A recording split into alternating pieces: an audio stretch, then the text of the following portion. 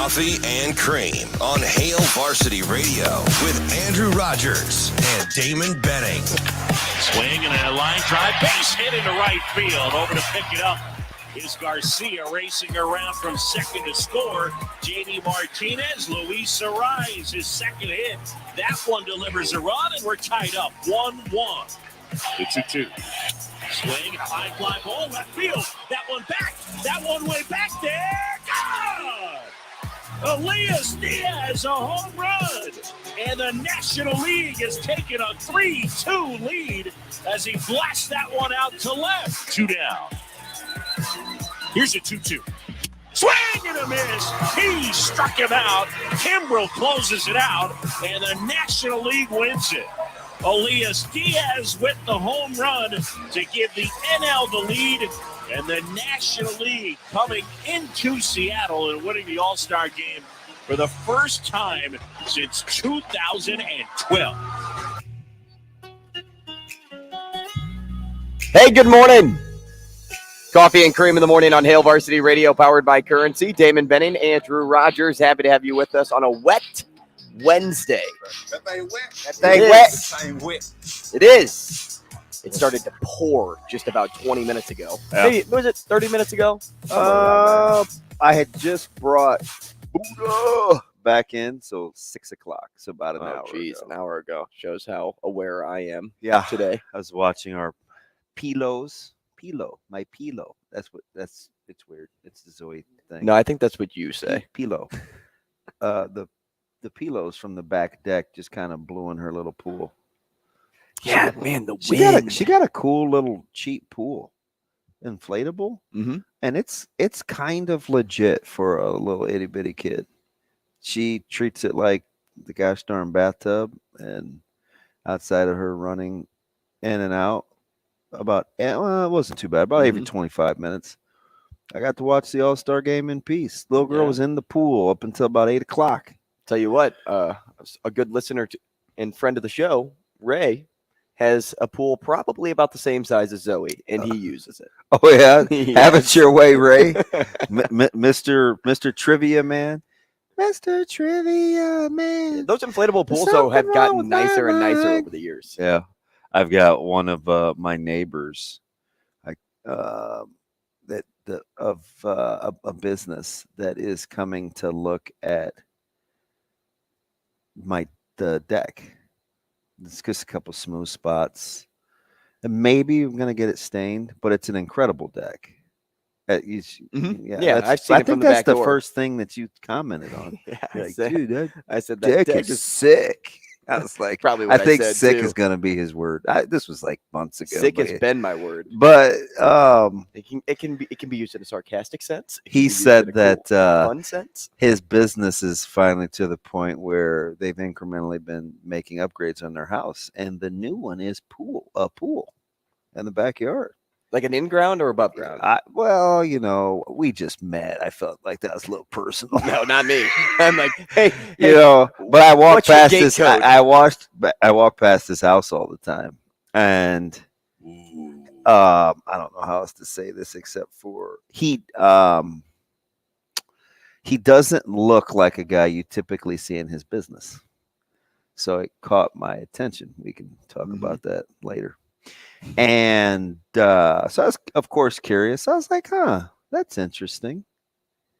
That's interesting. That would, it's too early to be getting kicked off with the FCC, but there's just some professions you associate with how somebody looks. Yeah, and this is definitely not one of them. Like a good friend of mine, he looks like a bodybuilder. Yeah. Huge guy. Like my friend JD. Mm-hmm.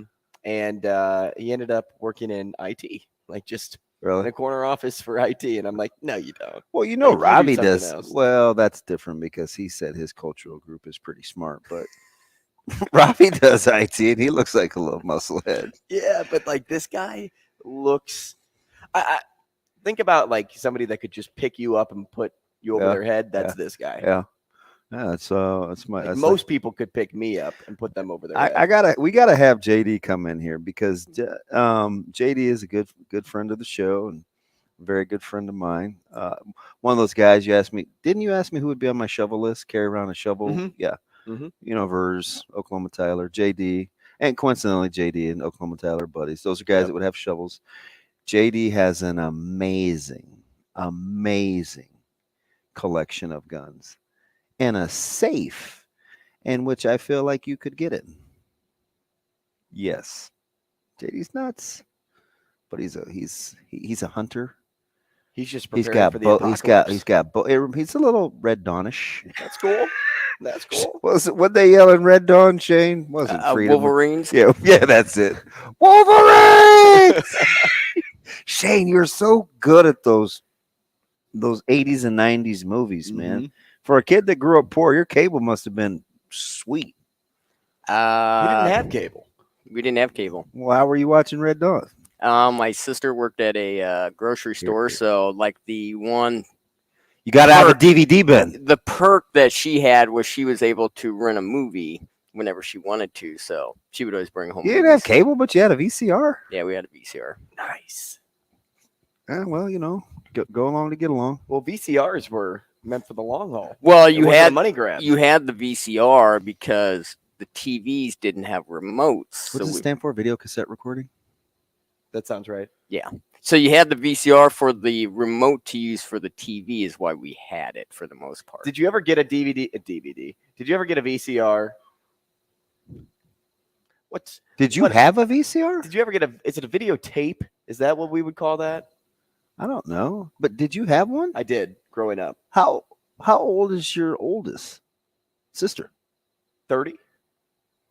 You wouldn't have had a VCR. You should have seen the collection of movies that we had on tape. Bro, that puts her dab smack at 1990. I guess 1993 we were watching cassettes. Right. Now she would have been fresh out of the womb. Were your parents watching? We probably had those into the early 2000s. Because when I was growing, we probably had those like 2006, 2007. What was your dad's go-to, like Pretty in Pink or 101 Dalmatians? Breakfast Club? No, he was a big. I didn't really watch him. He didn't watch a lot of movies, but when Christmas rolled around, him and my mom's favorite was Santa Claus is Coming to Town, and it was the old one. Is that with the Cherry Bing Crosby dude? Yes, I think it's Bing Crosby. Maybe. I don't know. It's the old movie with like Heat Miser and no, it's that's my jam. That's my brother's favorite show. You're talking about the claymation. Yes. I'm Mr. Yes, Heat that's Miser. their favorite. Oh, that was my brother's favorite. I'm not gonna lie though, that one was the best one of those that they made. Seriously. That's what they always say. No, too. listen, I'm telling you, we your dad and I are almost the same age. Maybe I'm from Illinois. What do you think? Maybe you guys were neighbors. No, he would know if I lived in his neighborhood. Unless your dad was born close to like Cabrini Green or something. No, I'm just playing. Shane. No disrespect, Barry. You're still my dude. Shane, when you got these movies, okay, so they were obviously on tape. Shane has 1,000 videos. So did you ever get a movie that wasn't rewound? Oh, yeah, all the time. We had to buy Didn't you get the big sticker right on front? Please rewind before returning. Right. We had the little rewinder thing. Rewinder thing? That's the thing you put in and then you hold it down and it rewinds it. Yeah. Oh, that's cute. Yeah, I had one of those too. Zoe strikes again. Why would this girl give me this? Well, she just made a 4 because she's 4. And no, she's 5. Yeah, just turned. But anyway, 5. So Shane, more DVDs or more VHS? That's the term I was looking for. Now? Yeah. DVDs and Blu-rays. Yeah, I have a significant amount of DVDs. Yeah. I used to. My parents. I have no idea what I would play them on, but you know you can play a DVD on a PS4, like Micah's PS4. Oh yeah. Mm-hmm. I try not to go in there unless I'm doing laundry. Or just to sit on his bed and annoy him. So I've been doing a lot of that like the last couple of months. He's got a lot of thoughts. He's very interesting. I'm gonna stop talking to him because I need him to go back to being a kid. They fought yesterday or day before yesterday over Cooper Flag, and the EYBL circuit versus the Adidas circuit, because Cooper Flagg is going to be sensational. Cooper Flagg's been good enough to get Nick Baugh to comment on him. I wouldn't say Nick does a lot of high school basketball watching, even though his brother's a fantastic coach. Nick picks and chooses. And he goes, man, Cooper Flagg looks like he's going to be, I don't know if he said sensational or whatever he said. And we've been talking about this guy in our household all summer, because Micah thinks that he should be the guy that does the rankings for the 15s, 16s, and 17s. Like, ask him about the Boozer twins, see what he thinks. Ball handling, Micah's the dude. So they got into it about Cooper Flagg because Caleb Adidas just came back from Rock Hill, and Peach Jam just happened in Atlanta, and they got the TV deal with NBA TV, and so that was just brothers being brothers. Meanwhile, my daughter decided that she was going to ride back to St. Louis with my sister. So Maya is in St. Louis chilling with my sister. Best town on earth. I only have one bad thing to say about St. Louis. I really do. Sugar Fire Barbecue is overrated. And I agree with you. It was they're so good on social media though. But man, I was bamboozled. A lot of companies, a lot of restaurants are great I on should have known too, because it was like in a retail space. Well, there's one up here in Omaha that's in a retail space that Porky Butts? Porky Butts. Yeah, and listen, I can't speak on Porky Butts. I'm just, because I've only been there a couple times, and it was in its infancy stage. Like, I mean, they hadn't been open but 2 months maybe. So I can't, and it's far away from me now. No, it's a long drive. Dude, Indian Creek, how long do you think it took? Well, you live right by me. It took me about 28 minutes. There's no fast way to get there. No, because you have to go the highway to the highway. They've made so many changes out there. And that used to be my stomping grounds. One of my best friends used to live right on the corner until he sold his house. And I moved downtown. Like, he couldn't have made a bigger switch. I went in the wrong entrance twice. And when I tell you I used to be out there. Like, they used to have like the 19, like I was, you walk in someplace and you start having flashbacks of why you would drink a clear drink on ice in a clear plastic glass like you had an issue.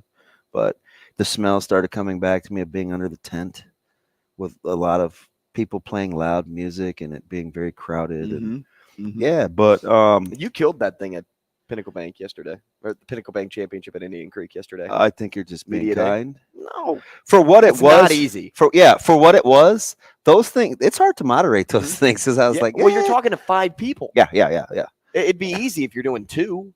You're talking to 5, and you have to make sure that you get everybody to say what they want to say, and you don't want to leave something out. So, do you know, this is weird, but you know who I kind of want to hang out with?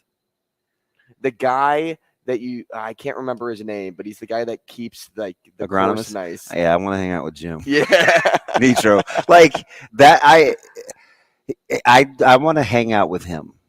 But why do you think I want to hang? He's smarter than you in a certain category, significantly, right? And here's the other thing, and you'll learn from him. He's not something new. He has his own style. He kind of has that cool look. He's a little bit of a pretty boy. He had the mid top on. Dude, that Joker was sweet. And I know it drives guys crazy. Yeah, that's what I was going to say. Some people didn't think it was very sweet, but he, you could just tell like he would be interesting about a number of things. So a little more mysterious. Yeah. So this is what reeled me in. He's like, and he said it was kind of casual. He's like, and by the way, we're talking about what's happening with the Pinnacle Bank Championship. Tickets are now on sale. Make sure you do your thing and go out and support. It's what did I say yesterday? Kids. Well, that and the fact it's Nebraska's only annual professional event that they support, right? Like, hop on board. Do the folks a solid here locally. But anyway, he said something and it was super subtle. And I was like, yep, that's my dude. He goes, a lot of people think the USGA or folks are going to come in and tell us how to do it, how to do our course. He goes, nah, we worked that out in the contract months ago. That's not happening. Yeah. Well, he said that after like year 2, and I was like, they trusted him. Yeah, they just stopped asking questions. He right away, he struck me as the type of dude that was cool, but not so cool that he was. So I was like, you know what? I kind of like that. I can hang out with you. Right. Because he was kind of easy breezy, but you can't be in that job because it's very particular, right? And I was like, condition is everything. I was like, when it comes to the event. I'm like, I think he's cool enough to play in both worlds. Like I was vibing with Jim. So you take high praise in that role, or you take a lot of criticism. Yeah. There's no in between. And they had to lengthen the course too, like kind of tighten it up. But he was talking about what he would change if it wasn't just for the everyday players, right? Because Indian Creek has to function other than these next 2 weeks out of the year, right? He just said he would narrow the fairways.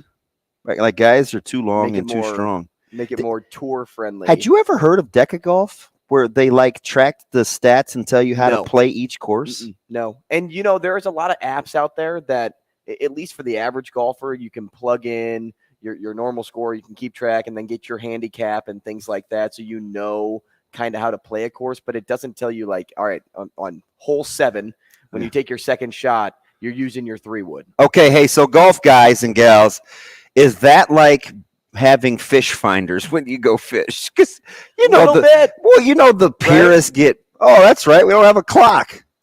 Come on up, Shane. You know how the purists. Like he did his hair this morning with how wet it is. I think Shane Shane, that thing wet. Hey, Shane, I had to go back out to the car to get my air quote meds. And meanwhile, I dropped my vitamin in my coffee. Hey, there's nothing worse than a soggy pill. I pulled it out and it felt like a rock out of sand. I've done that. Like it's something you just gotta gut it, and they're not good. I did. They're not good to begin with. No, my stomach's like feeling the worst of it right now. A little queasy. Yeah, a little empty. I have an empty stomach today. Normally, I don't.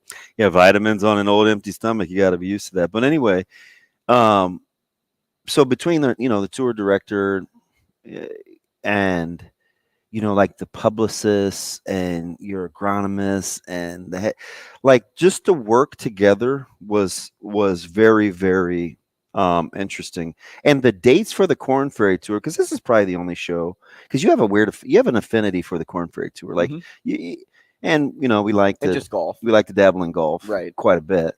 And I thought it was interesting how the Live Tour thing almost directly impacted the Corn Ferry Tour and dictating their schedule. I thought. And when he asked the question, I was like, oh, this ought to be interesting. How does Live and the tour setup with the dates creep its way into the Corn Ferry Tour?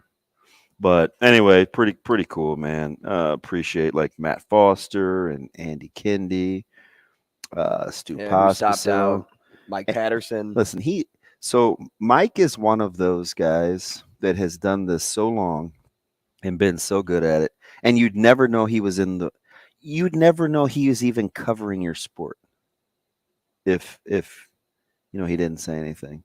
And it was cool. It was cool. Stu asked me, he was checking on all my old coaches and stuff because Coach Samanji was just named Coach of the Year. And we were talking about the transition from Coach Freund. And Stu looked at me and he kind of pulled his glasses down and he goes, I love Brett Freund.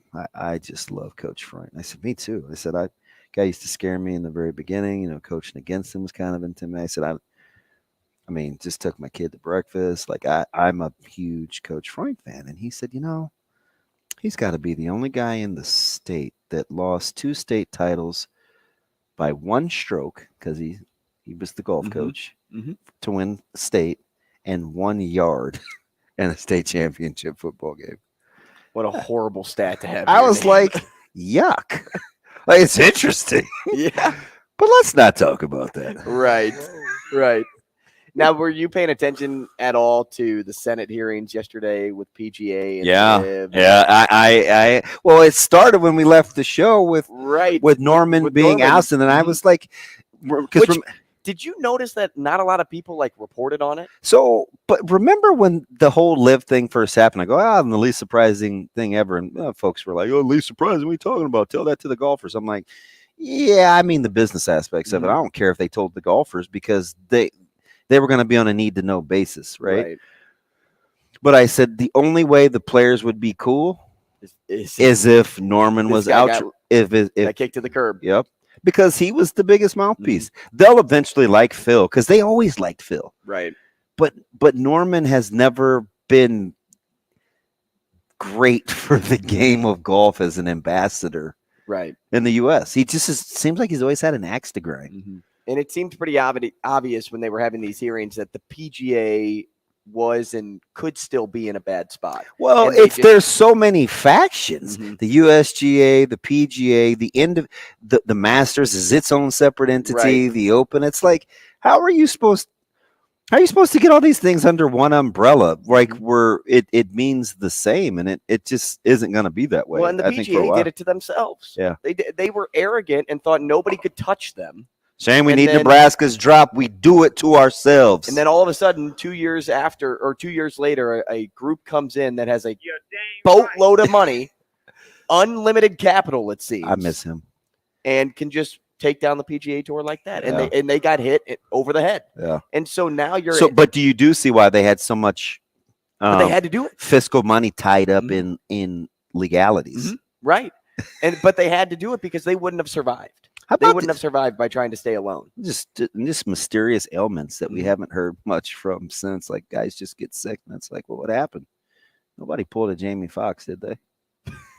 No, I don't mean that to laugh. I mean, because all now we get now is Jamie Foxx waving from boats. There's this great conspiracy theory, but I mean, I hope our directors are okay for PGA. Well, I'll tell you too. You mentioned Augusta or the Masters being its own separate entity. Yeah. You see her wanting to get in with Augusta, have his own membership. Well, what? He probably can pay his way in, and there's two sides to this story. One, dude, Augusta was tough on Tiger. You think you're just gonna bogart Augusta? Yeah, not happening. If you had $1 billion, do you think they'd let you in? I don't know. Money drives a lot of people. We see this situation. I think Yasir probably gets in eventually. Yeah. I don't see how you can hold him out. He holds all the power at this point. No. Now there's a chance that Live as they kind of take over here, and a move like this is he's showing his vision that's good for golf. He's being a golf guy, and it's not about other things. But there's a part of me that's just how long it takes me to trust, and how many questions I ask before I can trust something. Mr. Principal, no, I have no idea, Andrew. Yeah, I have no idea. I don't know how much I. They're usually so quick to come around. I can trust a group like this that has had the past. Are you sure your parents shouldn't have named you Thomas? My middle name's Thomas. Shocker. After my Uncle Tom, but it does fit the personality. Now that makes even more sense. What, we get named after our uncles? Yeah, that. You're welcome. Oh, fudge. Yeah, just very, very, very inquisitive. A Berean, a little bit of a doubter. Ask a lot of questions. That's okay, though. Attaboy, Thomas. Well, why do you want to hang out with Jim? You don't know everything he does. Because he seems he's very. And you'd ask a lot of questions. Yeah, I'm going to chill with Jim. I'll see you out at Indian Creek. Brian Christopherson. I don't know how much golf I'll be playing at 8:00, 8:30. Kevin Sjuts. We close the show with Leo Adam Biga. We will take a break. We'll be back with more coffee and cream.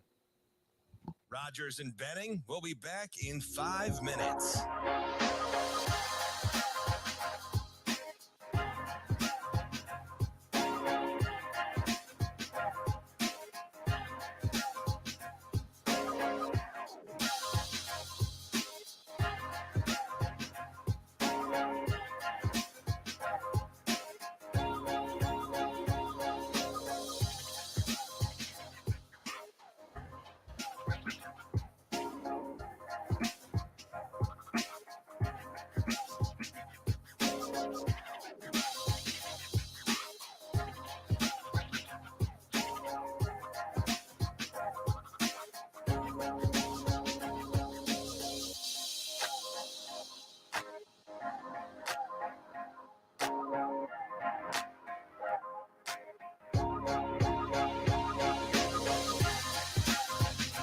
Rogers and Benning will be back in 4 minutes.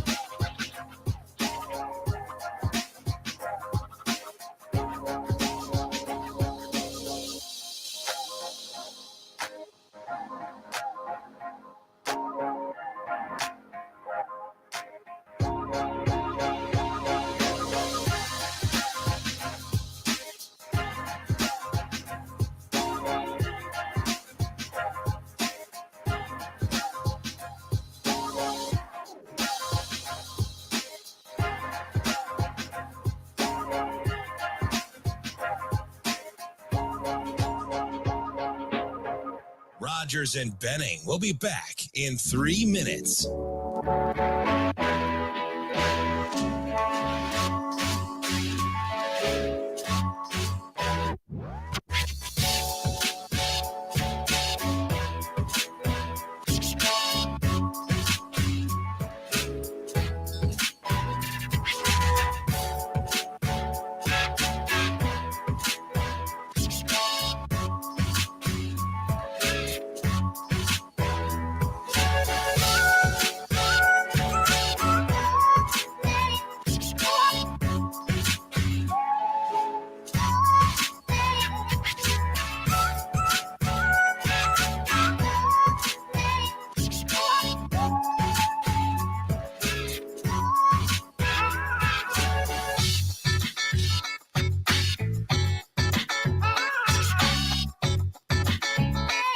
Rogers and Benning will be back in 2 minutes.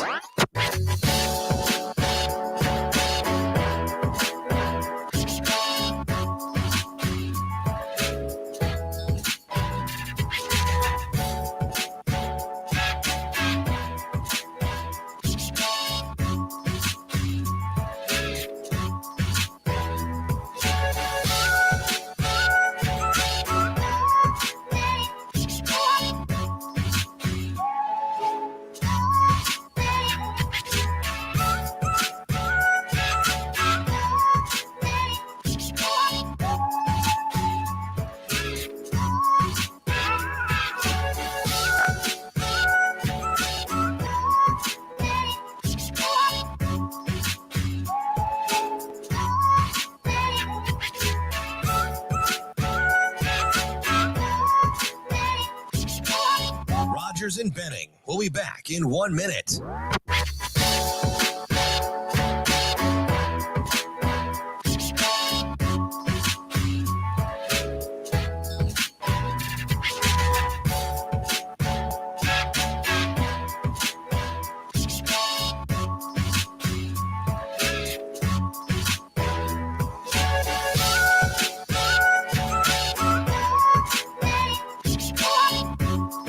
Rogers and Benning will be back in 30 seconds.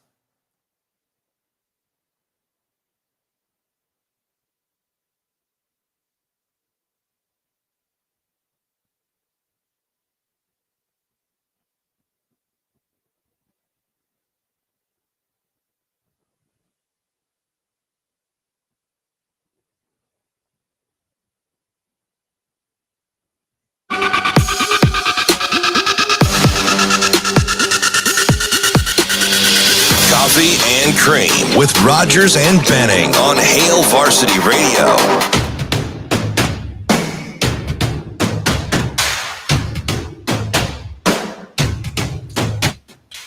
Yes, Thomas, always be questioning. That is me.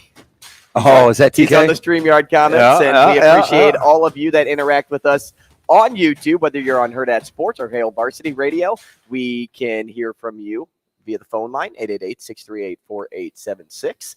And we'll start there with Michigan Land. Before you start there, we'll start there in a moment because Shane would like to speak. I just want to say, is that a kind of a comb over Shane has going? Shane, what do we got going on with the bird look over there? I didn't really have a choice. Well, he went back out in the rain. It so was that he could super really pouring when I came in, and nobody got the door for me. like I got the door for you guys.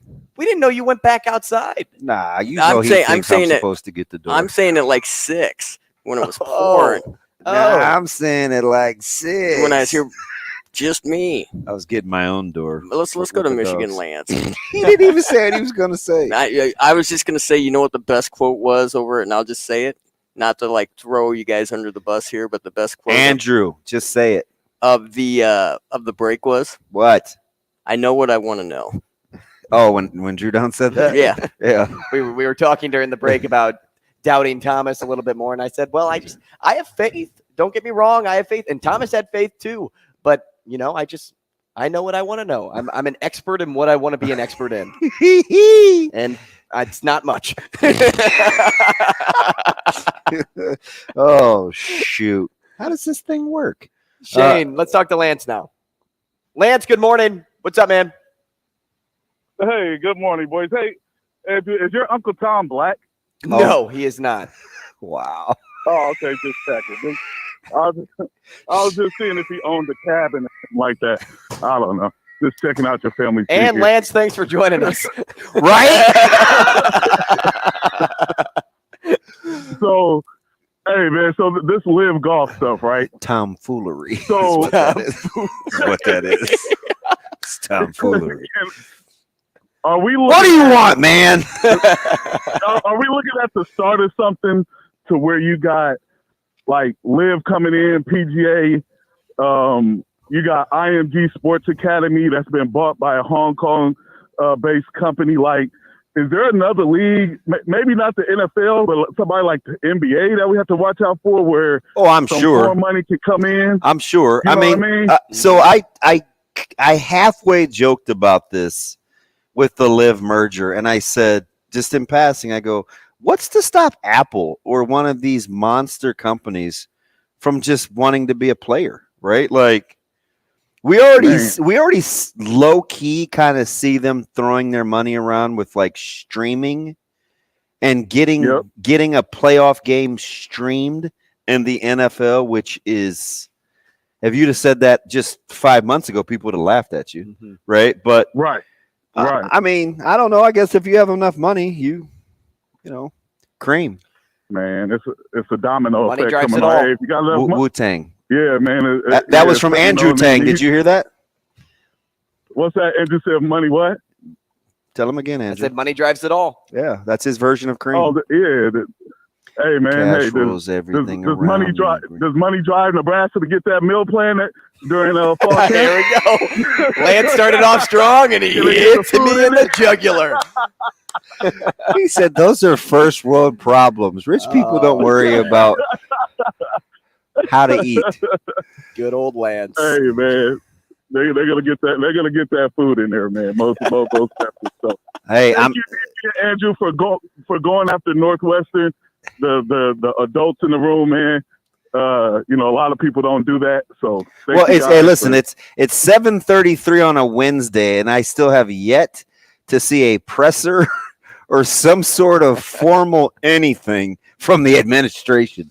It is unbelievable what is going on. Hey, man, you talk about a fall of a dynasty. I mean, they don't have a dynasty, but just of a program like with the person in charge. I'm with you. I don't see how they survive. Hey, and maybe they're trying to pull the plug on themselves. You got UCLA coming in, like you got USC. Maybe they're like, listen, we're not going to be able to. Yeah, but they just committed to an $800 million facility. Man, that can always. Hey, did the check cash? Because they can always. They put it at it's halted right now. And I mean, I don't know. I appreciate the call, Lance. Like, you have to see that thing through, don't you? Yeah. The stadium renovation? Yeah. Maybe. Like, I mean, it's going to be built for smaller capacity. So, you may need it. Right. If to continue football they already have the practice facility, which is for immaculate. Sure. But if they just wanted to call it quits on that, they could at any point. Yeah, it took about 15 minutes for the first decommit yesterday too. Yep, and then 5 minutes later there came another one. Yeah, and you'll see a lot of that. It's just like I just for more reasons than one. I just can't believe Schill and Gray. And listen, there's I get it, man. Now that it's going to be a legal deal and there's 42 mil on the hook. It's amazing how years we went wondering how much money Pat Fitzgerald made at a private institution. And the minute he gets fired with cause, like the numbers just out there. Andy Staples is like, it's about 42 mil left on the deal. Wait, we didn't even know how much he made. Right. So that made me, allegedly. That made me think too yesterday, the fired with cause, because when I went deep into this when St. John's fired their coach to go with Pitino. Mike Anderson. I'm like, fired with cause. Like, what is cause? And then they went into details, and it kind of sounded like they were just grabbing anything generic and throwing it at him. But with this situation, it made me think, because the key with cause, though, as you know, is it lets the institution off the hook. It does, and 100%. Yeah. But how does cause change from Friday to Monday? That's why he wants his 42 mil. And that's why he'll probably win, because you don't just go from one thing to another with no details changing, more coming out about it. Do you want me to go back to Monday's show? People were still trying to get their mind around. Hit it. How did we go? And at that point, I said 72 hours after a 6-month report. How did we go about joking about from it an anonymous source? Can we just talk about that for a second? And some people got it, some people didn't, but here we are. Like, it made zero sense. And I said, you're on the heels of needing a new coach here in a second. 2 days ago, we were joking. I mean, Louis said almost the exact same thing. He's like, Friday it was kind of this little anecdotal. Oh, man, July vacation. No pay. And to the icon of the last 17 years. I mean, a guy that has been coaching in college football longer than Nick Saban has been at Alabama. What? You just got a little loud there. Well, I didn't sleep. That doesn't shock me. No, it's starting to shock me. I've been saying this for 7-8 days now. I'm in a bad way trying to get some sleep. It's like, what? Yeah, but you've conditioned your body not to. Yeah, but you know what? It doesn't mean it's good for my health. No, it definitely isn't. I mean, just because I can fake it. At least Schill and Greg showed up in person this time, right? Kinda. Greg came back from vacation a day and a half late, like too late. He should have came back 36 hours ago, but he shows up in person, and the players did not get what they called adequate responses from them after they asked some questions, which in turn leads me to more of, well, you're going to see players dropping off. And, that happens all the time. So my fraternity, when I was in college, we branched away in like the early 2000s, from Phi Lambda Chi to Phi Lambda Phi because of hazing. And then it didn't have anything to do with the Olympics or Lamar Latrell or I don't know those details. I didn't ask too deep like that. Did you have an aerodynamically sound javelin? Yes. But we had a guy come in. You need to go back and watch that scene. You're going to be mad at me later on. Appreciate you. Thank you. So we had a guy come in and talk about changing back, like, how much progress they made over time. And we eventually changed back, but it didn't make a lot of the old heads happy by changing back. By old heads, you mean who? The guys that were a part of the initial initiative to go from Phi Lambda Chi to Phi Lambda Phi. And I feel like that's kind of what's going to take place here. You're going to get a lot of the guys that were on the team that stood by Fitzgerald that are going to be unhappy and leave. You're going to get some that are going to stay because they like this new form of Northwestern football. But it's going to take some time to rebuild, because you're not just going to get all the buy-in right away with how fresh it is. Yeah, you're going to have to build up the numbers slowly. And you'll get back to being a prominent football school. And I read Andy Staples' article from yesterday morning, or maybe it was 2 nights ago, and I agree with him in the sense that it will be an attractive job simply because it's the Big Ten. Now, that doesn't mean it's going to be an easy job, but they're not going to get some no name. They'll get a name that wants to be a Big Ten coach. Correct. I agree with that. We'll take a short break. More CNC next. Rogers and Benning will be back in 4 minutes.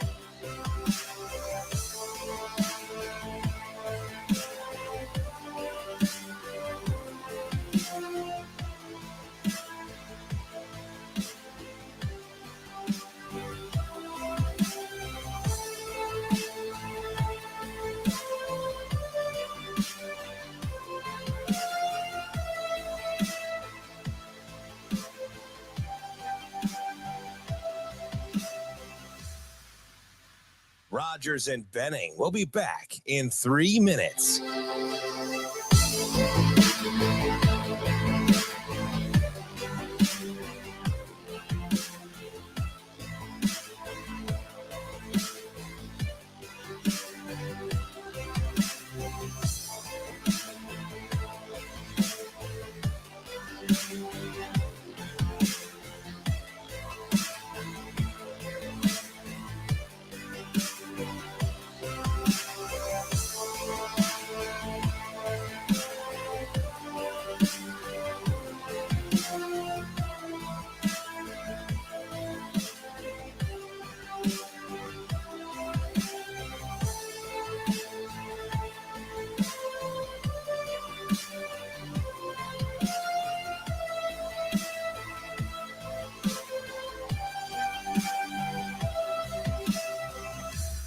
Rogers and Benning will be back in 2 minutes.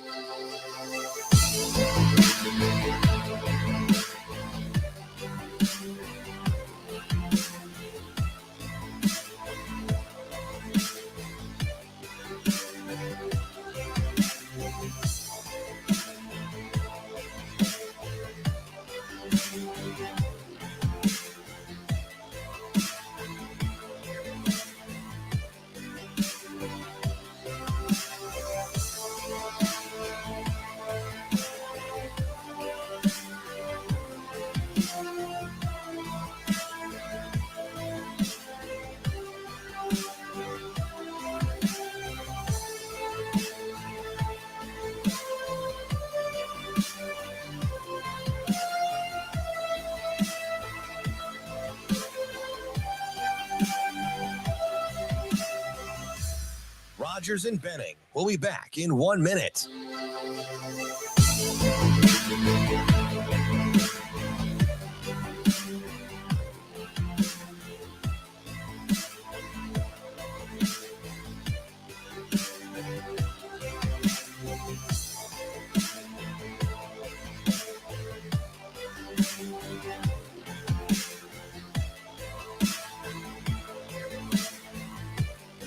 Rogers and Benning will be back in 30 seconds.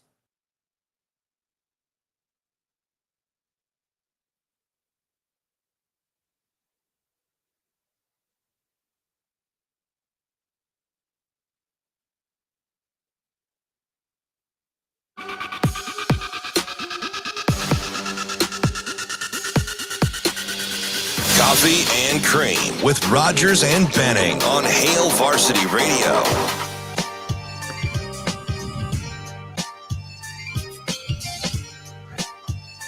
Okay, so I looked up the clip during the break. Good joke, DB. Oh, thank you. I'm afforded some luxuries being old. I was just going to slide it in. I just didn't know if that was you starring in the movie. Or... but when Shane, it was funny when Shane's like, oh, that was a good one. Yeah. Well, when I was just going to kind of let it go, right? But then I was like, yeah, but you got recognition for the joke, so you did it one more time. And then I had to look it up. Oh, you said, you'll thank me for that later. Later. No, I won't. Later. No, I won't. No, but hey, I appreciate a good joke. And weird, by the way, DirecTV, troubleshooting. Signal lost. It is raining cats and dogs. I knew you were going to say it. I don't even know where that stuff comes from because cats and dogs just don't fall from the sky. No, unless you, Shane. What's that cartoon that used to be your favorite? Cat dog. With the dog with the halo, Charlie. All dogs go to heaven. That was your favorite, right, as a kid? No. Yeah, I mean, come on now. Seen it. Yeah, right. Sister didn't bring that home from the grocery store. All right, DB, you ready for this? Wait, where was she? Hinky Dinky? No, it was just the local Norwalk grocery store. Was it just called Norwalk's Finest, or I can't remember. It's probably just like Norwalk groceries. Pumpin' Pantry? Pumpin' Pantry, yeah. Something like that? Something like that. Norwalk had its own grocery store? Yeah. Interesting. I ended up working there later, too, so. Yeah. Saw a piece, I thought of you yesterday, Shane, where a lot of these farmers are having to utilize their insurance because of the crop damage. One guy was just decimated by hail. Oh, man. And he said, yeah, you know what? Cash and insurance is fine. It's not the same as cash and crops. I was like, wow. No wonder when we Google our ads that Boyce always sends me, stuff is extremely expensive. We're way off schedule. Well, and that's always tough, too, because, I mean, July's been weird. These guys work all year just for one payday. Yeah, a couple of months, about 3 weeks worth of work. Yeah. Or, revenue. Yeah. Yeah. It's just, man. But they do nonstop work out in those fields. Oh, nonstop. For sure. Nothing's the right Majority color. Of the time, too, it's like there's only 3 of them for hundreds, maybe thousands of acres. I don't know enough to know I knew one farmer up in Osceola, and he's a part of, it's his dad, his brother, and him. That's it. Those are the 3 that work on the field. I think he said he has like 1,000 acres. Oh, Lord. Like, how do you, I go, how do you do that? I can't even take care of my own yard. Yeah, I got brown spots in my backyard too. Although my neighbor told me yesterday that my yard looks like a park. Best compliment a man could get. You live in the circle, right? I got you. Come back, enjoy my backyard sometime. I don't cut it like Mike Sauter, but it's at least nice. Well, there's by the way, his clock's ticking. He's going to have to be at his in-laws here soon. He's got to be on delay. He's got to be out of his house. Man, I wonder. And I wanted to joke, but he's already kind of pissed. But I was like, because it happened twice. I was like, it's a good thing you practiced not showering when you had your knee surgery. Because how long was that dude at the airport? He was there for 2 days. Well, 2 delays. And one was overnight. I wonder where he got cleaned up. That would be my biggest fear. Maybe the bathroom sink. I don't know. Go to the place where the truck drivers go. He probably shower number 12 is available. This is probably what Sauter did. If he didn't have the overnight stay and shower, he probably just said, "Well, I didn't exert any energy. No, I've been sitting in this chair." I guarantee he had a fit and got them to pay for a room. Oh, but I bet a lot of people because his meltdowns are classic. Well, remember a couple weeks ago with the airlines, those people were complaining that they were having to sleep in terminals. They weren't getting rooms. Yep, I do remember. So I don't know. Like maybe on a case by case basis they'll concede, but I don't know. He lost his mind. I don't know. I mean, last time we had him on, and when he was from his hotel room, it looked pretty nice. Yeah, he did have a 5-star hotel stay. It was he had a piano in it for crying out loud. It was a little pixelated. Kind of looked like a living room. Keep in mind, we're gonna have to talk to him on Friday. Yeah, well, that's all right. We talk to him most days. Dude is crazy. Yeah. Hey, so the phrase "raining cats and dogs" roots in Norse mythology, medieval superstitions. One of my favorite time periods. The obsolete word "waterfall" or dead animals in the streets of Britain being picked up by stormwaters. Oh, and it dates back to like the 1650s. Norse gods, huh? Shane, Asgard. By the way, we have gone Thor 48 minutes without referencing the All-Star game. How amazing is that? Are you an All-Star fan? I really do enjoy Major League Baseball's All-Star game because I think it's the most natural of the bunch. I can agree with that. So, although they're throwing me for loops, like talking to pitchers. I'm cool with that, though. While they're pitching. It's like the XFL. I don't want anything on me, right? And I'm used to having. But they're out there just having fun. They're out there just tootling along. Do you know how carefully you have to be mic'd up with the IFB to not have your movement restricted? No, I'm with you. I'm 100% with you. There's added coil though back there. Well, I'm sure. Those guys. My favorite matchup was when Evaldi and Carroll went up against one another. Evaldi was like cracking jokes, pumping 98. And I love his reaction on his. He had an 0-2 pitch. I don't think it was like, against Carroll, and he goes, "Oh." Yeah. And the guys upstairs are like, "Didn't like that one." He's like, "No." Yeah, he seems pretty good natured. I kind of liked Hader too. Hader seems like he's a cool dude. I mean, sans the Twitter scrubbing from a few years ago and whatever. We were all Shane's age once. Mm-hmm. But I don't know. Like they're talking to Rodriguez, and he used their line about 6 times to answer questions, but I can't remember what it was. It was either just a little short. It was as you know, or something like that. And he kept saying, I was like, okay, this guy, he doesn't want to keep talking to you guys. He's like positioning himself in the outfield. But the part that was really intriguing for me, the suit game between A-Rod, Sjuts, and Big Papi. And I was shocked to see A-Rod and Sjuts like just chilling together. Because they have a history. They have a little bit of a history because and maybe positions and rivalry and more. And I think they shared some acquaintances. Mm-hmm. I was like, I've got to watch the body language. I wonder if there's any tension. But because I'm childish like that. But Big Papi is a funny dude. Like, I mean, we forget like just a few short years ago, this dude was like robbed at gunpoint and left for dead. Yeah, it's like overseas. Big Papi's just like living his best life. But some of that stuff is interesting. But I've never seen a guy do an interview professionally eating popcorn like A-Rod did. I was like, I didn't care what he had to say. The All-Star game. I just wanted to hear how he was managing chewing on popcorn, yet not sounding like he had a mouthful of food. Mr. Ed on air, right? Like it was pretty cool. Yeah. I like watching the All-Star game. I wouldn't say I like watching it. I will watch it, but it's not something that I get excited about. I probably get more excited for the Derby than I do for the All-Star game, which may the come home run derby, which may come as a surprise. But if we're gonna do things for fun, and the antics that come along with it, like the kids giving Gatorade bottles or getting smoked in the face, which again I think I said this yesterday. Let's remove the kids from the outfield. No, I think the kids are in. Not when you take a line drive to the grill, right to the teeth. Dude, that family is like famous, and the kid's fine. Take him out of the outfield.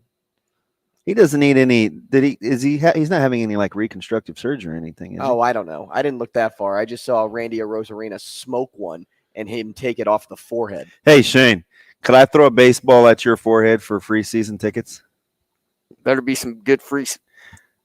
Like, what if I like stood on the edge of the outfield? You were in center field, and I was accurate enough to hum a ball at you and peg you in the forehead. Would you take that for free season tickets? No. And that's not coming at 110 off the bat. Well, that's why I tried to get approximately the distance, right? Right, but it would gradually slow down. You're not throwing 110 from the rip.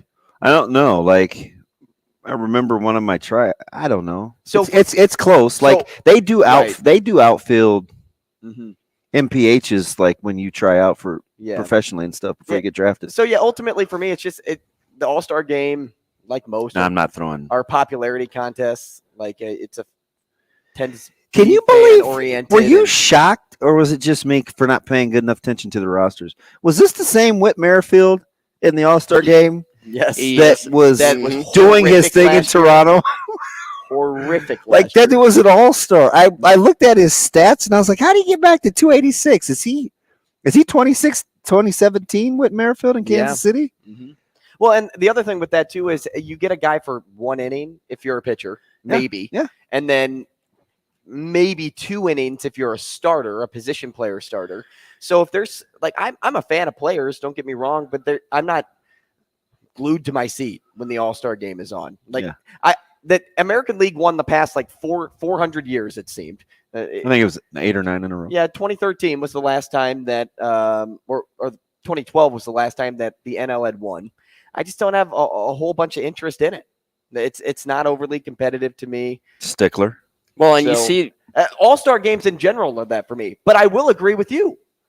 MLB is the best of the bunch. Well, nowadays you see all the guys all the time anyway because you have access to see everybody whenever you want to see them, compared to in the past, maybe 20 years ago, you might not see certain players because they're on certain teams that aren't in your market or whatever that you just don't have access to. So, you don't have that going for you anymore. And the storyline that gets beat in every All-Star game is what, DB? I don't know. Why aren't they wearing their team jerseys? Dude, that's my thing, though. They have to go back to it. That's all I care about. They have to go back to it. We need to go back. Did you like the little A in the ends on the helmets? That was so ridiculous. I felt like I was watching the Avengers every time I watch the American League. And I'm a sucker for the block end, just preferably red. That's all. Nice work. Let's stick with that. We'll talk to Brian Christopherson next. How about that? Stick around. More coffee and cream. Catch me outside. Rogers and Benning will be back in 4 minutes.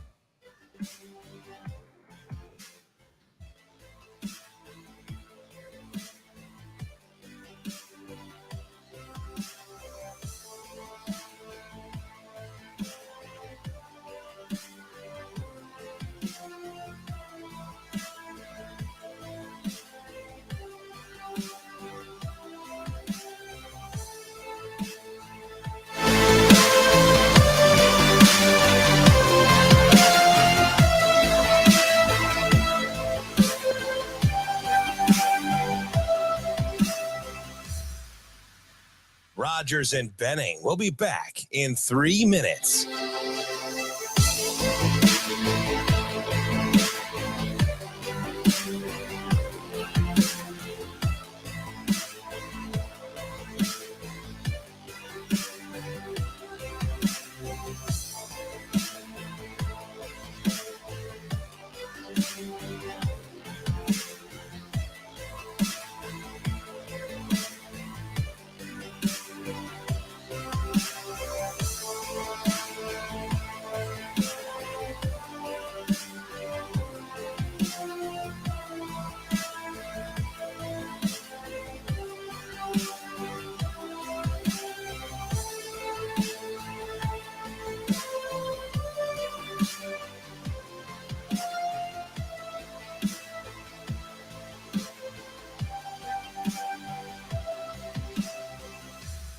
Rogers and Benning will be back in 2 minutes.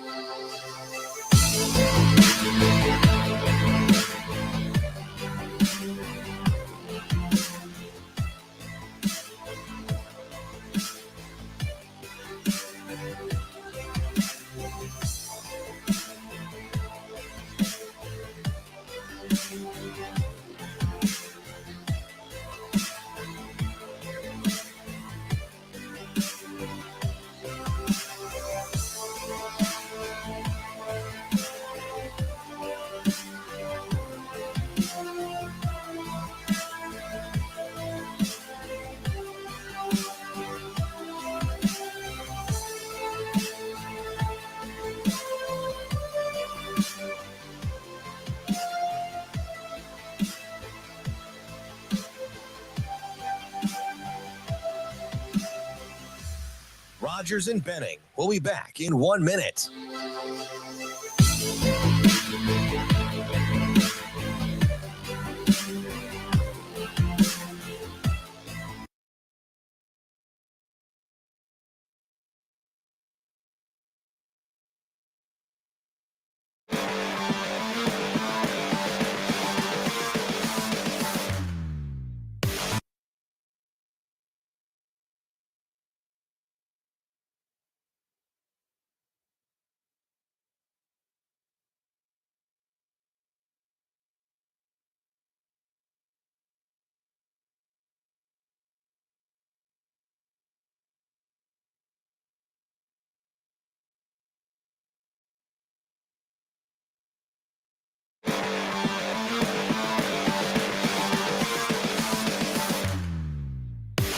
Coffee and Cream with Rogers and Benning on Hail Varsity Radio. Here is Husker 24/7 senior writer, Brian Christopherson. Yeah, it'll be a little bit of a circus act. Brian Christopherson. Well, I mean, that's pretty interesting. Brian Christopherson. I kind of enjoy that. Here is Brian Christopherson. Top of the hour on Coffee and Cream. Here on Hail Varsity Radio, powered by Currency. DB Andrew Rogers, live from the H&H Chevrolet stage at Hail Varsity Club. 590 ESPN Radio in Omaha, live on Twitter, live on YouTube. You can always give us a call, 888-638-4876, or send us a comment on YouTube, and we will see it there. In the meantime, enjoy this interview with Brian Christopherson. He joins us now.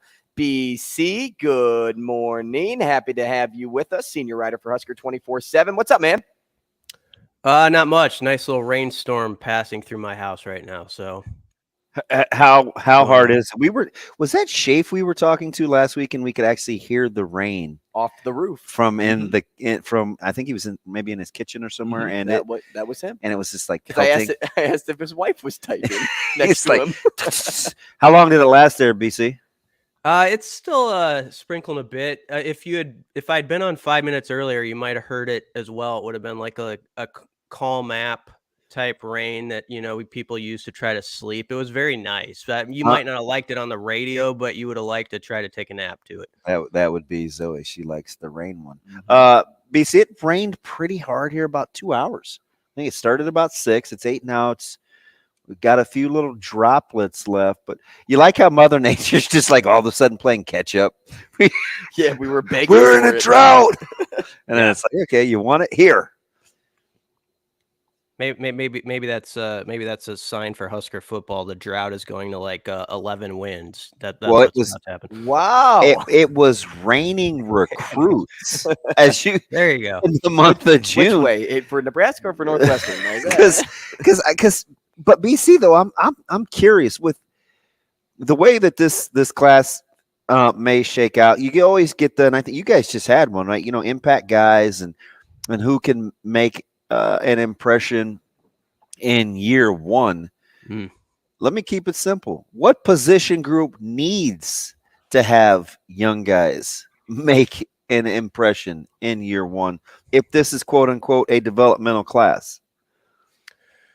Wide receiver is the easiest answer that comes to mind for the freshmen right now. I assume we're talking about who's on campus, right? Is that where we're going? Correct. Yeah. I think you heard Garrett McGuire the other night talking about Malachi Coleman, and just it seems like the fact that he wasn't here technically in the spring, but he was almost at every spring practice, and he was able to study what they were doing.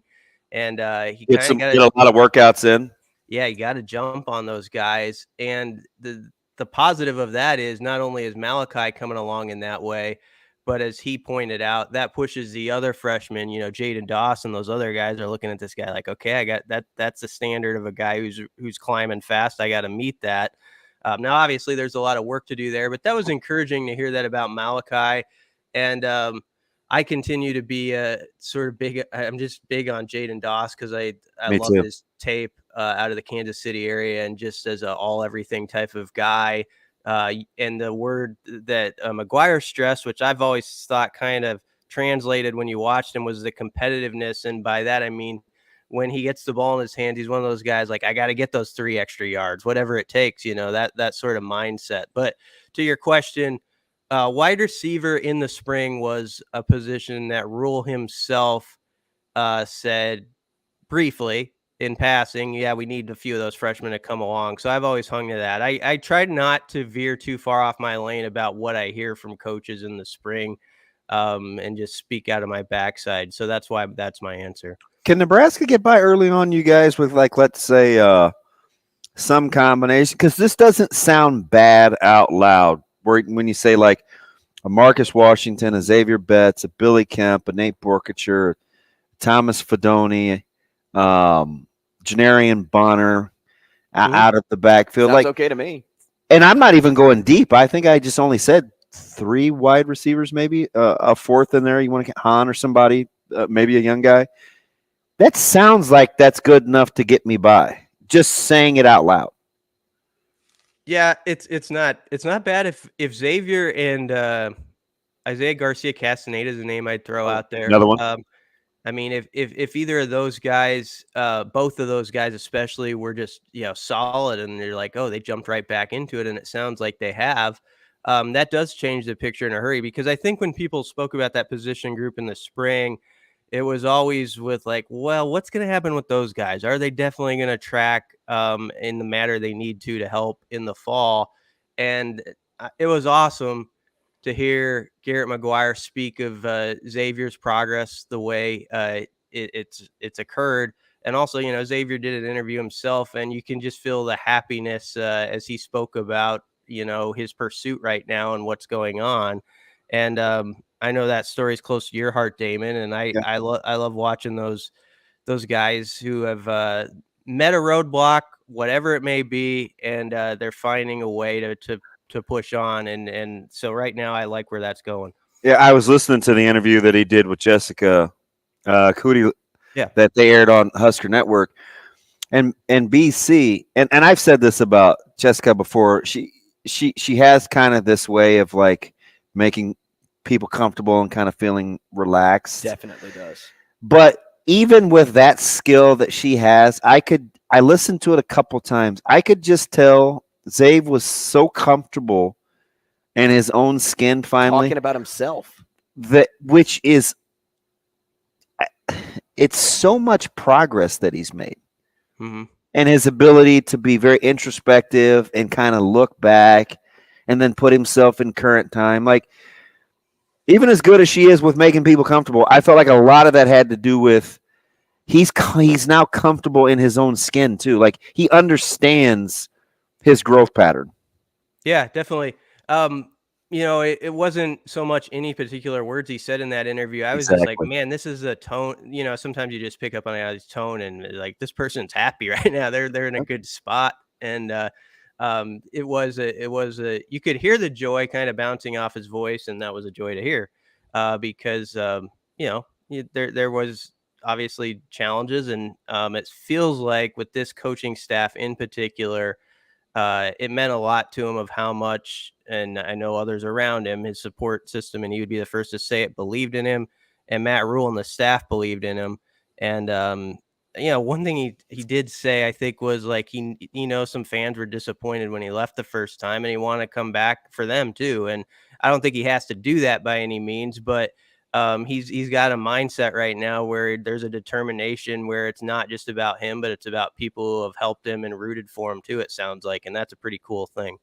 Based on everything that we heard, BC, just not only just yesterday, but what DB knows and what he just shared, is there a real belief now that, because for a long time it was, when talking about the wide receiving room, Xavier Betts was going to be the number one. He would be the closest next thing to what we saw out of Trey Palmer last year. Not that we're trying to set expectations, but that's at least, we kind of solidified him as the number one. We could see him breaking out. Does it help that he's not feeling that type of pressure with the progress that he has made? Yeah, and the nice thing is he doesn't have to be the number one guy right away. I mean, Billy Kemp is a perfect bridge player. I always talk about the bridge players, the guys who are like those seniors who give you that year of like, this guy's going to show you what it's supposed to look like. He's done it. He has the high volume reception seasons already on his resume from what he did at Virginia. He's a great route runner, and he's some of the quotes you'll read or hear about Billy Kemp from his time at Virginia, man, that staff loved Billy Kemp. Like, he was, Bronco Mendenhall said he's one of the best practice players he's ever coached. And so you've got that guy in that room. You've got Joshua Fleeks, who, whatever his role may be, he knows inside and out sort of this system because he's been around it. Same age basically as Garrett McGuire. And, there's that. And I think the fact that Garrett McGuire, and he mentioned this, he could chew out a Billy Kemp or a Joshua Fleeks for doing something wrong. And those young guys look at that and they see the way those fifth-year seniors or sixth-year guys take that criticism and move on from it and then use it. That can be beneficial too. So back to your question, Andrew, I think Xavier is in an awesome spot this year because he doesn't have to be 1A in that room. But if he can just be solid, and he at some point his potential can take him there, and you heard McGuire talk about that too. But it has to be comforting to him that it's not just like, hey, all this is on your shoulders right away. Yeah, it's interesting. I feel like in all this off-season talk, and I keep bringing it back to defense. So maybe I'm just hearing what I want to hear. But we were breaking down Minnesota's that game, and we were talking about Colorado, and I still think for Nebraska, as much as we talk about offense and identity and Jeff Sims, and we'll get to John Deere, and heck of a deal for Jeff Sims and John Deere. He's probably like, who? I still think Nebraska's going to do this thing with defense if they're going to do anything early. Mm-hmm. Why do you think we don't talk much about defensive personnel, though? Even their best player is a guy that doesn't come up a ton, and that's Quentin Newsome. Like, is that just a microcosm of kind of the players, or is it just that we don't know enough yet? I think there's with any spot on this roster, I think we're still sometimes searching for exactly what to say because we don't know exactly what it's going to look like with this particular group. Like, this is the biggest mystery sucker team to me of all time. I always use the mystery sucker that you got at Village Inn. It was that purple one. I just threw one away on lunchbox yesterday, and I think it was green, and this is so off topic. It had question marks, but it was green and gold, and I thought that they used to be like pink and purple. Am I missing something in the sucker game, BC? No, I think you're right. That I always remember them as purple, and it was like a yellowish question mark. But that was always what I would get at Village Inn, and I use that as like what's in there, and that's Nebraska football to me going into the season. So I think what you're saying is whenever there's a question about any specific thing, there's always kind of like, well, I can say a couple things that I think, but man, I don't. You just don't know how to set that in cement, really. But yeah, I agree with you that I feel like the defense could be in a better position to sort of be that portable item that carries them, especially in that first month of the season. There's a lot of experience there when you go through it. I mean, you've got Reimer, you've got Newsome, you got Ty Robinson. And look at the guys we liked in the offseason. We liked Umama-Wellen. We liked what's his buckets? We like Cam Lenhart. We liked Bullock. We liked Tagovailoa. We liked my man from Creighton Prep. John Bullock. No, the tight end to D-line. Oh, AJ Rollins. Like, it seems like a lot of the guys that we felt like we could feel good about were all on defense. I don't remember any offensive guys coming up. Other than Irvin. Yeah, there was more about the defense, and that's because a lot of those guys have, I think, more proof out there. In BC, that was Coach White having to keep it really, really vanilla, right? You talk about playing the don't want too much film game. He knows Syracuse, Minnesota a year ago in the bowl, and him being at like they couldn't do anything. So if you're seeing guys rally to the ball and be in position, you talk about doing simple well, like that's all they could do schematically. Yeah.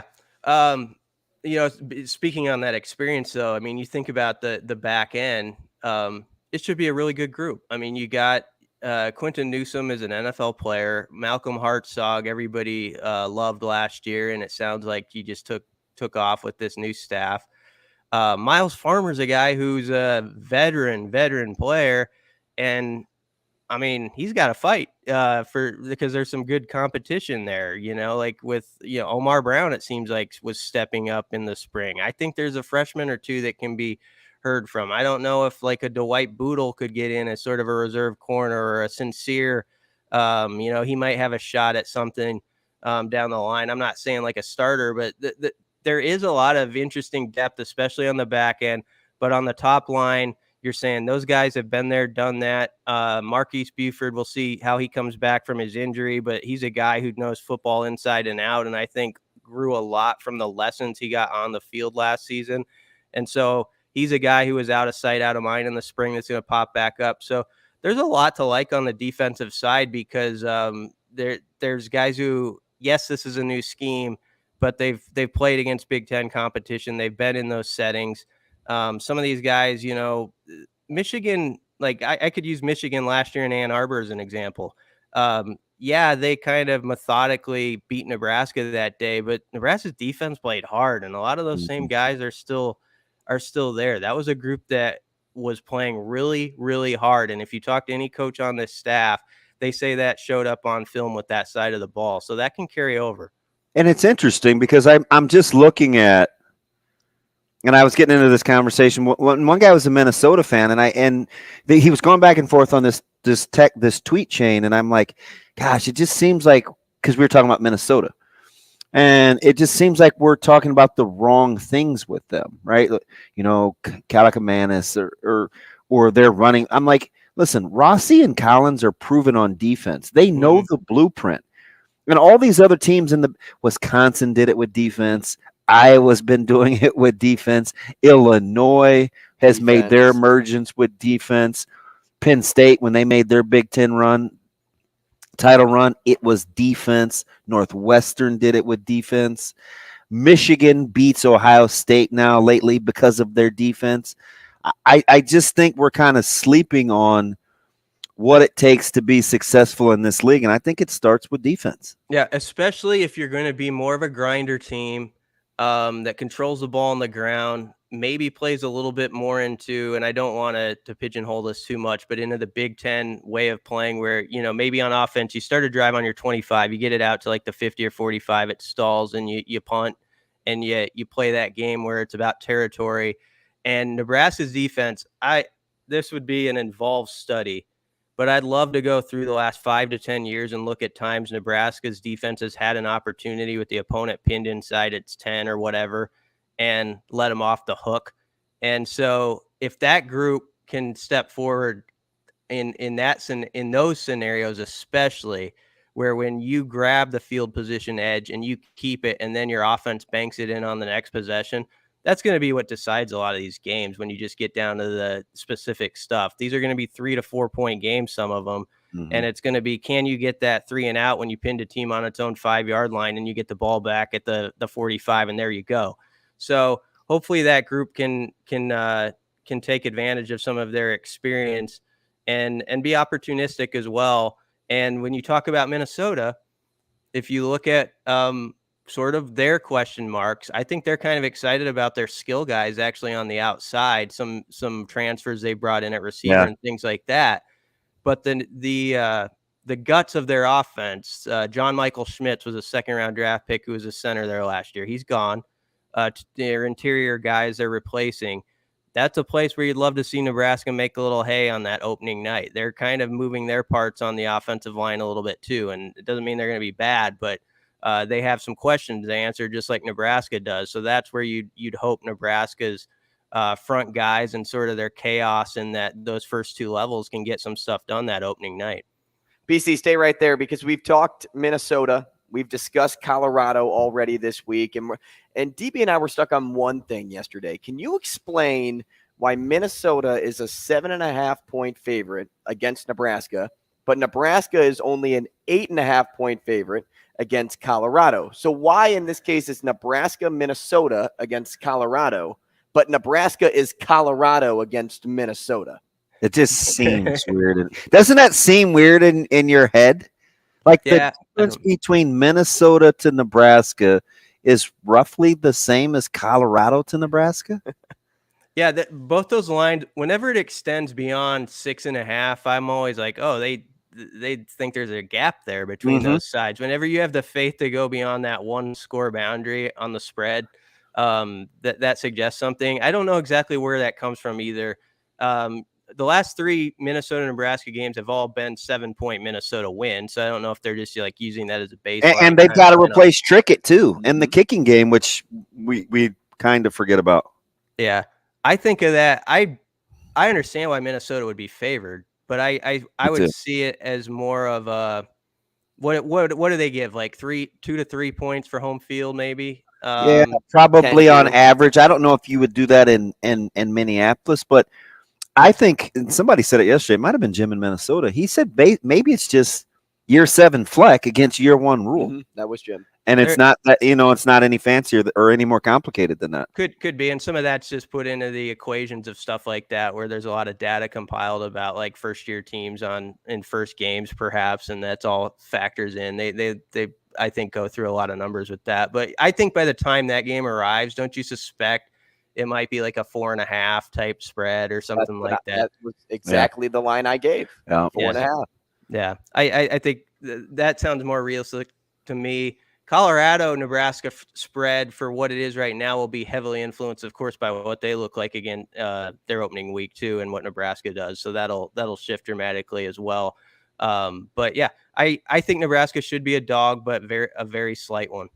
I asked this last year because I think this is the way Nebraska wanted to play when camp opened. And it doesn't happen often in this state. I know he's your number 1 most indispensable player in Jeff Sims. Can Nebraska have a good season if we aren't talking about Jeff Sims' quarterback play as being dynamic? They can have a good yeah, they could have a good season in the respect of like getting to a bowl game, I think, and like that level. Like if you're talking like really surprising people and not only reaching that mark, but a couple notches up where you're like, wow, they won like 8 games, 8-5 or something like that. Then I think it's about Jeff Sims maybe being dynamic. But I think to your question, bring it back to the defense there. If that unit is salty and opportunistic, and I've said this for as long as can be, what if we ever watched a season around here where Nebraska was like +8 in turnover margin by the end of the year, and especially +4. Yeah, I'd take plus anything. I mean that it's on repetition in my brain, and I spit it out all the time, but go through the last 20 years and it's like minus all the time.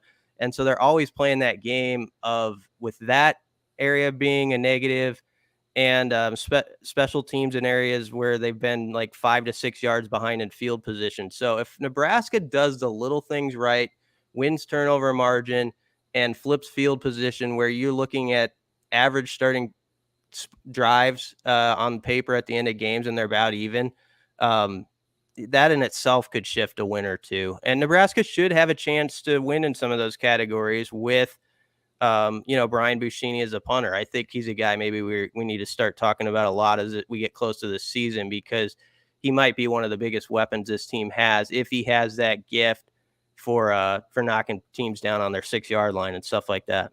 What if their place kicking is nails?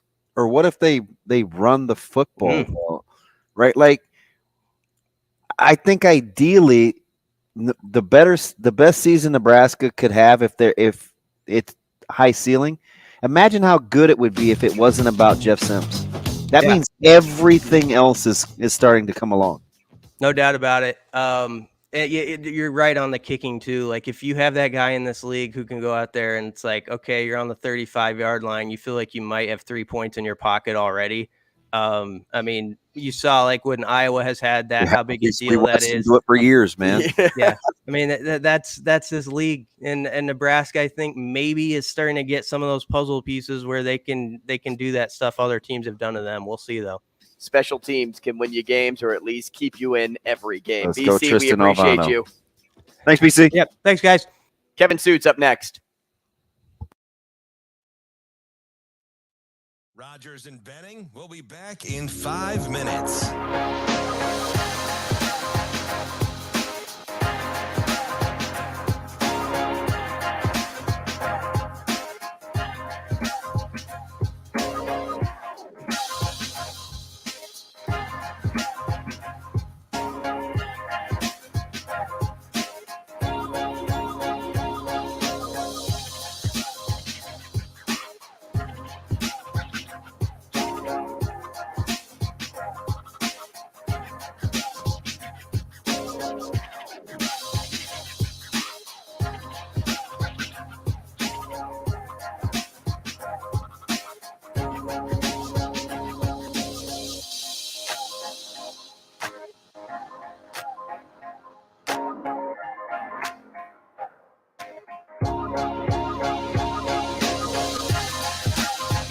Rogers and Benning will be back in 4 minutes.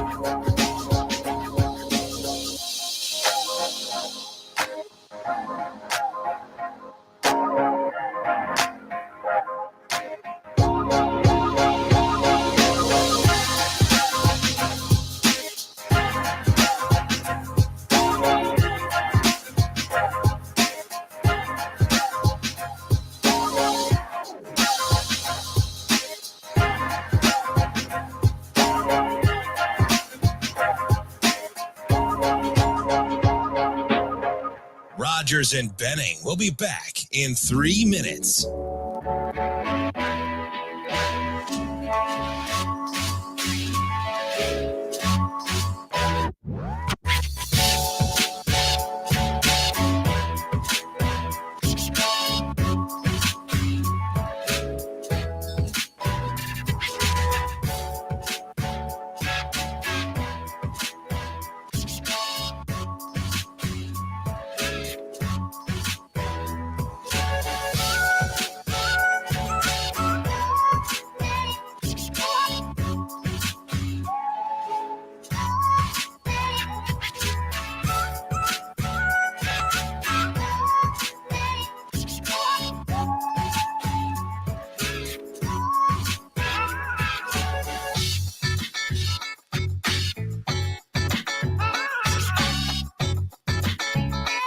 Rogers and Benning will be back in 2 minutes.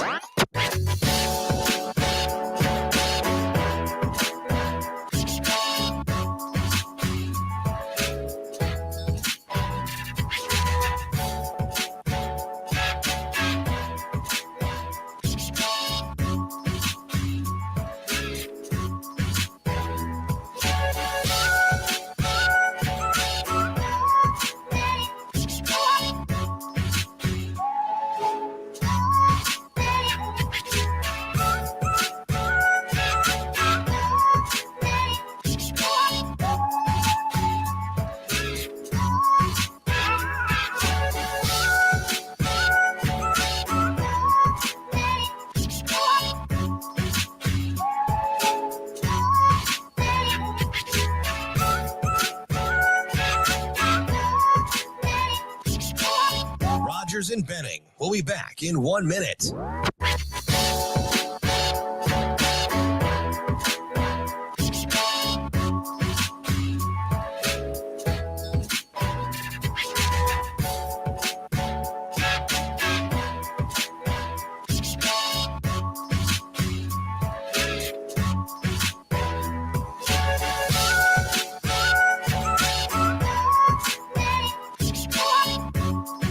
Rogers and Benning will be back in 30 seconds.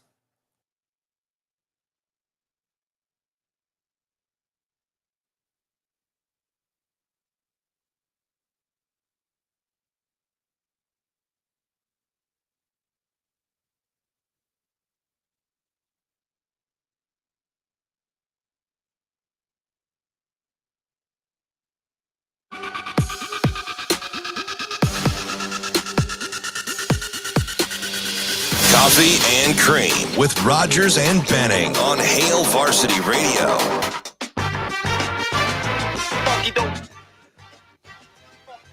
Welcome back. Coffee and Cream in the morning on Hail Varsity Radio, powered by Currency. Damon Benning, Andrew Rogers. Happy to be joined by Kevin Sjuts for this segment. Sports director at 1011 Now, at Kevin Sjuts on Twitter. Kevin, good morning. How you doing? I'm well. How are you guys? Good morning. Good morning to you. Hey, would you send your kid out to catch a fly ball during the home run derby? Yeah. If I didn't, I'd be a terrible dad. What if he was like one that like wasn't overly athletic? I'm not like making assumptions about your boy now because I saw him throw a kid out at third the other day. But what if he got smoked in the face by a line drive, like a a little boy did this year. He's got a story to tell. Oh, so it's all about the story. It's not about the protection. Oh man, you let him go. Who would tell a kid not to do that, right? I tell them that's what waivers are for. That's so true. This kind of flew under the radar, but when Coach Cook speaks, I listen. He called that dream camp the best talent that he had seen to date under that roof with that dream camp. Mm-hmm. Were you looking at when you hear him say that, you're like, well, yeah, I watch a lot of these youngsters play all the time. But that's kind of scary that so many of these girls are on Nebraska's radar, and he utters that sentiment. Well, you think about who's gone to that camp in previous years, and truly was this year's camp more loaded than they had the number one ranked recruiting class a few years back, and it had basically I think it was 7 of the top 10 high school volleyball players on the court all at the same time. This was better. I mean, I'm not ever going to call John Cook a liar, but holy moly, if this year's campers were more impressive than the group 3 years ago, wow. And not to mention, I'm sure you guys saw some of the photos following the camp. A handful of the players that were there are already committed to Nebraska. Oh, yeah. So, three. Get ready. I mean, we're just going to have to pull that file out every November, the one that says Nebraska signs the number one ranked recruiting class, and the number one prospect is fill in the blank, the number 2 prospect fill in the blank, and oh, by the way, they got the best libero in the country. So, not saying that is what is going to happen, but it seems like there's potential for that essentially to just keep repeating itself. And whether it's Coach Cook or Jalen or Kelly, it seems like they just absolutely love that one camp. And what's really interesting about it was typically that camp is advertised on their camp website. This year, it was not. It was just lumped in with one of the other camps. So it was almost like, and it's an invite-only thing, So they know who they want to come, and they pretty much get whoever they want to come, unless there's, I'm guessing, a conflict. Schedule conflict. The individual schedule. Yep, exactly. What an era! What a time to be representatives of the sport, right? Women's basketball is clicking, with popularity. People like Jazz Shelley. Volleyball is doing its thing. And then, of course, softball with it's going to be exciting. Jordan Ball. I mean, sports at Nebraska next year. It's an exciting time, I think, for women's sports on campus again. Yeah, when is it not? But this is like, I don't know. When you throw softball in the mix, it just seems like it is at a level that, I can't really remember. Because as you mentioned, DB, now it's all of them. Of course, volleyball, it always does its thing. And Amy Williams has had some fantastic teams. Getting Jazz Shelley to come back, and they have a really nice recruiting class, and excited to see what those newcomers can bring to the table on the basketball court. But now, maybe when Peaches James was on campus. Yeah. How about the Q rating of like Shelley and Ball? Right? You talk about Pied Pipers. Absolutely, and think about not to go down the NIL pipeline, but they have bona fide stars in the sport on campus all at the same time. Yeah. And I think that's what really adds to the juice of what's happening right now with Nebraska's women's athletics. Not to mention the track and field program. They just had a few national El Champions. Yeah, my goodness, they got it going on over there. Kevin, getting back to volleyball here quickly, Jordan Larson postponed her retirement to go chase back-to-back golds in Paris. Is this 4? Is this her 4th Olympics, Kevin? Yes. Yeah, she has a bronze, a silver, and then she got the gold, in the postponed Tokyo Olympics, which was 2020, but played in 2021. Oh, yeah, I know. 4 times 4. Unbelievable. She is going to go for a 4th Olympic medal. I don't know how many athletes have competed, no matter summer or winter or regardless of the sport. How many U.S. Olympians have competed in 4 Olympics? Jordan's going to go for it.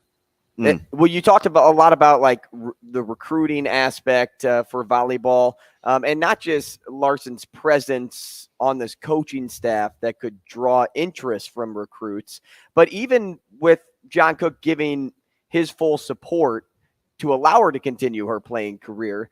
Do you think that impacts her presence with Nebraska volleyball over the course of next year? Yes, I think it'll impact it no matter, whether she's retired or not, just her being who she is. I mean, I had the discussion last night at the workplace, when we were working on her story with Jordan announcing that she's going to go for 2024 games. Like, she is the icon, right? In the sport of volleyball. Yep. She's one of the greatest American volleyball players in the history of USA volleyball. And so it's almost like she would put John Cook in a shadow on some of these recruiting visits, right? Mm-hmm. Like, if you're the recruit walking in and then you do the tour and you talk to the staff and then you walk away, you're next to mom and dad, what are you saying? I think the conversation might go like, oh my goodness, that was Jordan Larson. And like, oh, never mind, John Cook was right there as well. She just has that charm, the power, and I think she is the greatest indoor volleyball player in USA history. What was neat about my conversation with Jordan last night was she understands that she may not be the player next summer as she was in 2021, mm-hmm. and there seemed to be a spirit of she's okay with that, because she thinks she can impact that team from the bench if that's the situation. Of course, she wants to play, but just from a training perspective and from a mental competitiveness, she can share some of her experience and she can help these girls, because she played with really good players, but she doesn't know that she had that veteran voice and somebody who can really give her the mental advantage that she hopes to impart on her teammates when they go to Paris next year. Nothing interesting. Wait to see how it plays out with the Board of Regents' decision on the relationship and the responsibilities in terms of hierarchy with Ted Carter and the athletic department going forward at the university. Well, let's just see how this plays out. Yeah. There's a lot of ways the way this could go, but Ted Carter, clearly he's got a lot of respect from everybody in that athletic department. It may not be as big of a deal as some people want it to be, because I still see that Ted Carter is going to give Trev Alberts a lot of autonomy with running the department. However, if what is being proposed goes through, he will have some fingerprints on everything, and he's got a mind for sports. So it's not like they're asking somebody that is well entrenched in academia to step outside their lines. Ted Carter, he does have that, but you're just allowing him to utilize his talents in a little different way than some of the previous presidents at Nebraska have. If you operate under the guise that absolute power does not corrupt absolutely, could we take maybe some solace and go glass half full that after just in the wake of what we're seeing at Northwestern with maybe where does the autonomy lie and hands off versus not, that we may see things like this going forward in the future, just so people do have a better understanding of what's going on in the athletic department? Yes, there does come some pretty hefty risks with that too. Right. So, as Northwestern is showing right now, if things go sour, if there is some sort of corruptness, you cannot just point the finger at a coach or an administrator or the athletic director. It will go all the way to the top, mm-hmm. Excluding possibly the chancellor, the university president. It's all about how it aligns, but there comes some pretty hefty risks with restructuring the way Nebraska potentially will do. Kevin Sjuts, we appreciate your time this morning. Thanks so much. We'll talk again in a couple of weeks. Thanks, Kev. Sounds good. Happy Wednesday, boys. You got it. You too. Sports director at 1011 Now at Kevin Sjuts on Twitter. Just thought about this. If it this. passes, you won't be able to say I didn't know. If I could give you one little prompt here as we go into the break, I wish I could ask Kevin this too. Make a bold prediction for me. Which Nebraska draft pick, and include Omaha here, has the best chance at seeing Major League Baseball time first? Bryce Matthews. I don't know if I'd say that. We'll take a short break.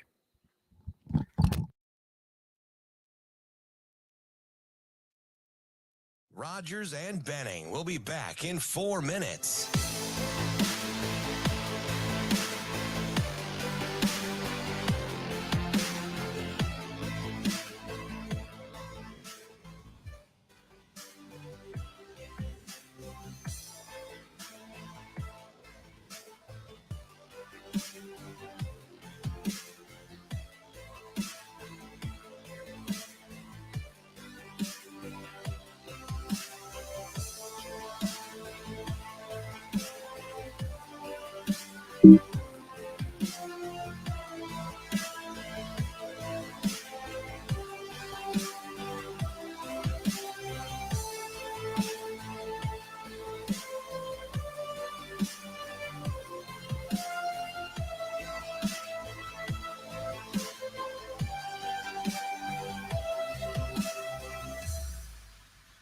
Rogers and Benning will be back in 3 minutes.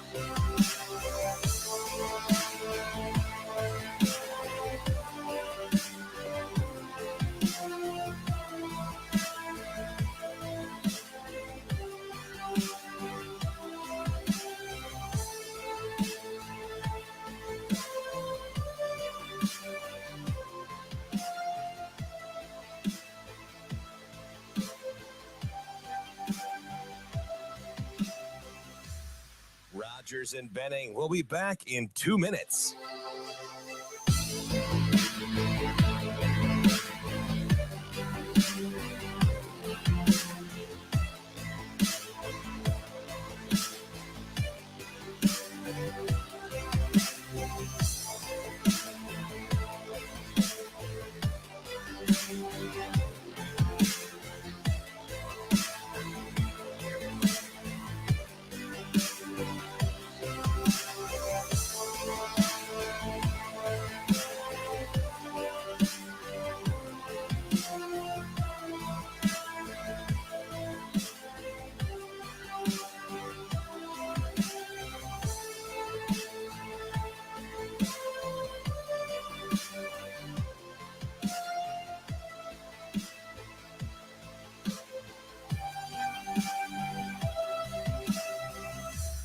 Rogers and Benning will be back in 1 minute.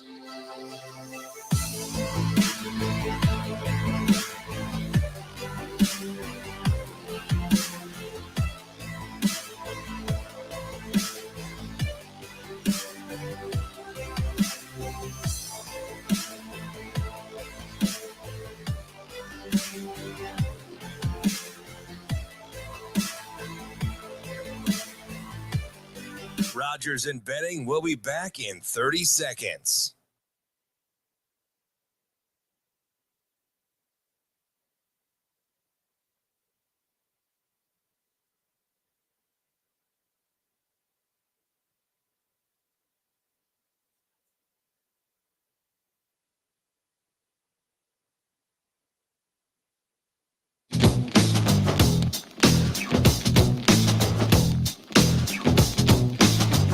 Coffee and Cream with Rogers and Benning on Hail Varsity Radio.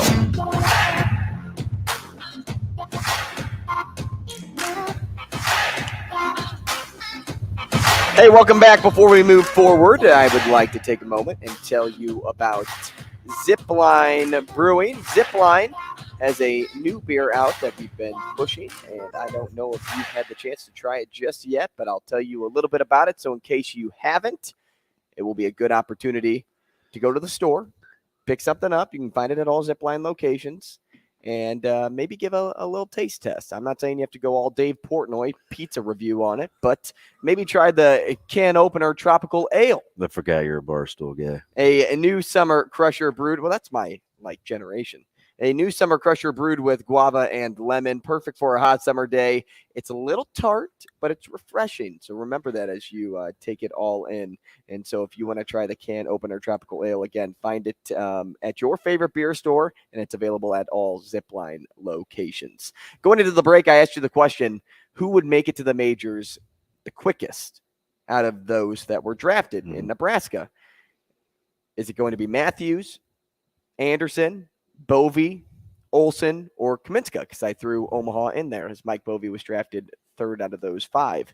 And I think I would lean Anderson over Matthews. And I haven't really dug too deep into team needs and how many are ahead of them on the depth chart. I agree with you from the stance of Matthews rakes, and he has the best potential to be somebody that, because of the pop in his bat, could lead him up there.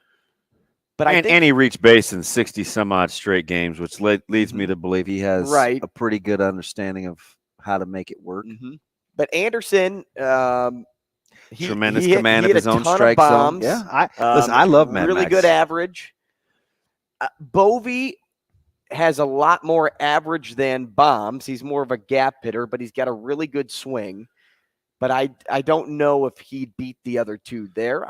I truly believe Bovee will get there. Yeah. But I would lean Anderson for now, but my mind could change. I don't think the pitchers have the quickest path. I would go 1, 2, 3 with the hitters before I gave Olsen and Kaminska the leg up. Yeah, it's interesting as Nebraska kind of revamps their roster, and they kind of did it in a hurry, right? We saw, a month ago, it's just pitcher. No, offensively, I'll see how they make the adjustment, because for a team that had 4 guys get drafted to finish the season the way that they did, I don't know if you're encouraged or you're like, you know what, we need to shake some things up. Now, you've already made staff adjustments, so I get that part, right? But I mean, 4 guys got drafted. Yeah, they should have been much better. Okay, so yes and no. Baseball is weird like that. Sure is.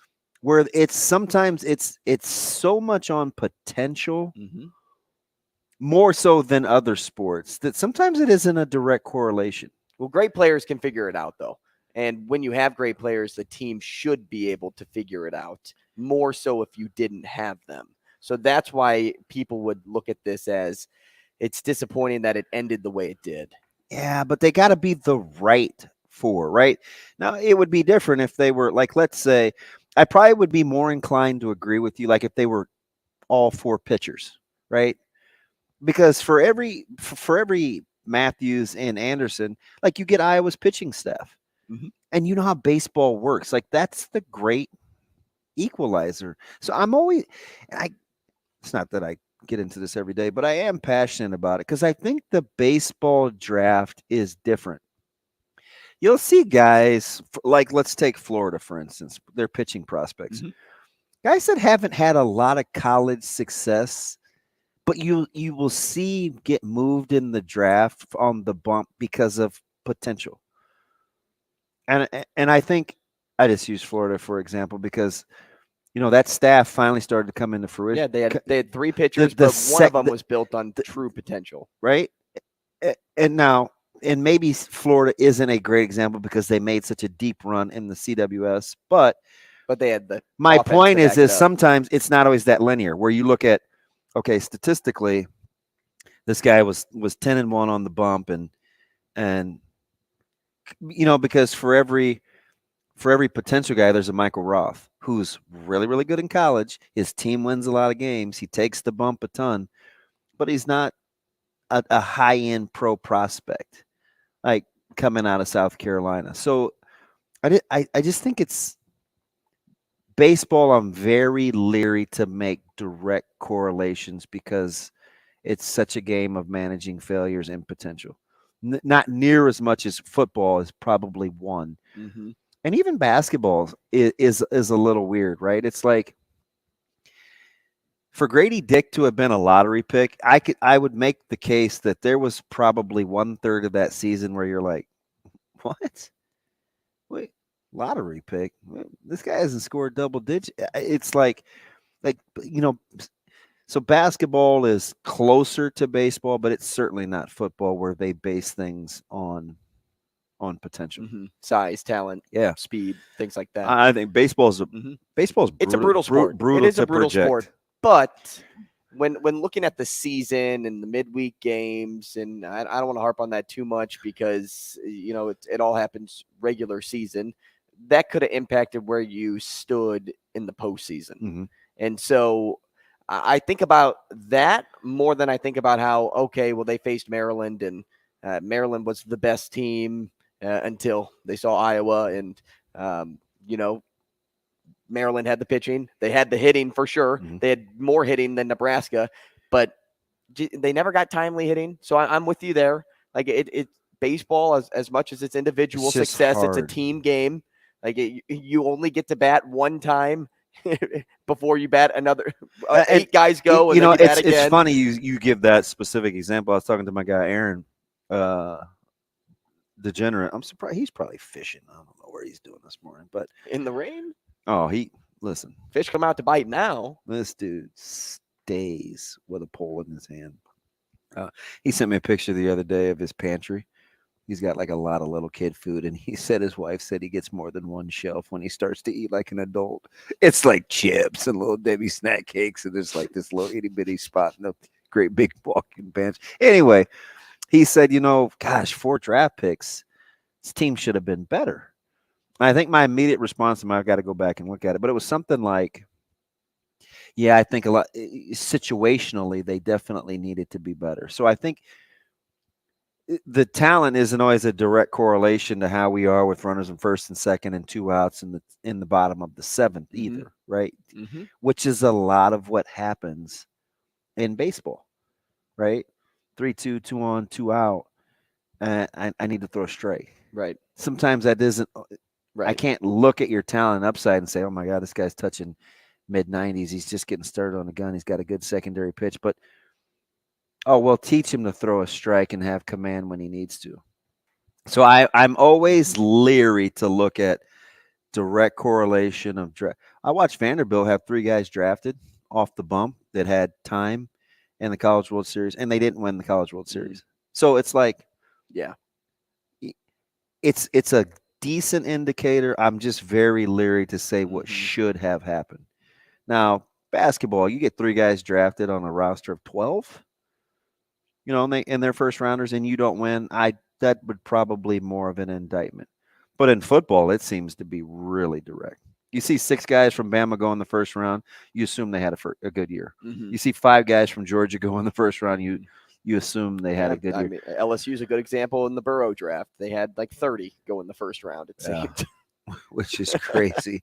It's trying to kick up dust with Burrow saying, we'll see you in December. Like, it's got to be the offseason. Like, do you think Kansas City's thinking, man, Burrow said, we'll see you in December. We're going to, I tell you, this offseason, we're going to train our brains out. We're waiting for that game. Man, this dude said Burrow head. Ooh. I mean, yes and no, but professionals, they don't look at that. Nah, and it's fleeting, man. It's like, Kansas City can laugh about it. Yeah. They're just like, oh, hold on, my hand hurts. It's weighing down. Rings. Yeah. A lot of rings. The last one they got was full of diamonds. Dude, at what point are we going to stop building skyscrapers on your hand? I'm pumped for this NFL season. I think it's going to be one of the most competitive yet. Again, just went through the division. I just looked at 2 guys surprise teams in the NFC West or the AFC West, and they had Denver. No. Can you imagine? But hear me out here, though. No, I get imagine it. If Ride. Can you imagine if he's good? Mm-hmm. I can't imagine because I've seen him be good. That changes the dynamics in that division quite a bit. Remember we were talking about the minus fave and Kansas City as the clear-cut fave. Just imagine if Herbert actually wins a meaningful game and Russell Wilson is good. Then all of a sudden that division is what we thought it was going to be 2 years ago when we were like, oh, man, could all 4 teams make the playoffs? And you're like, wait, what? This isn't the AFC North. Come on. Now all 4 of those teams could.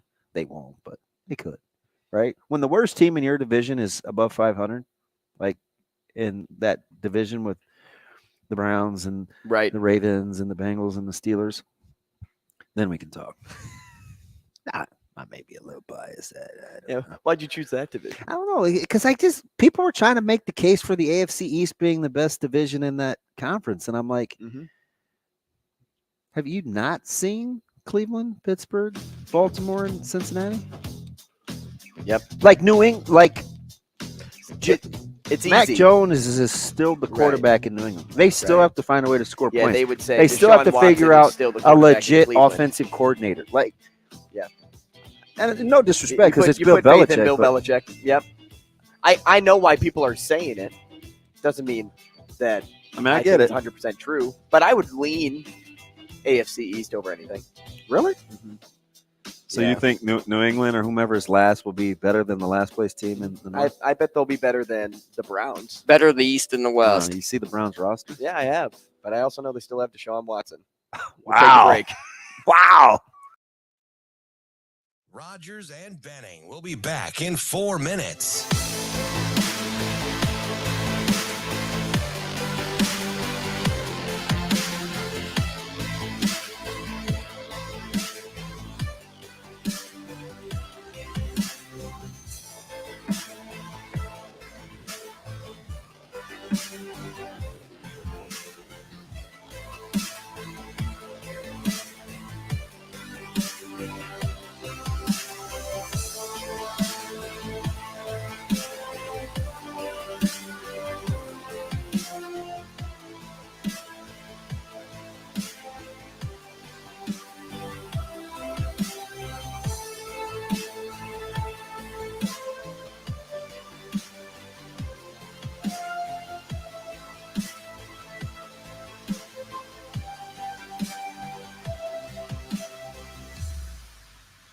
Rogers and Benning will be back in 3 minutes.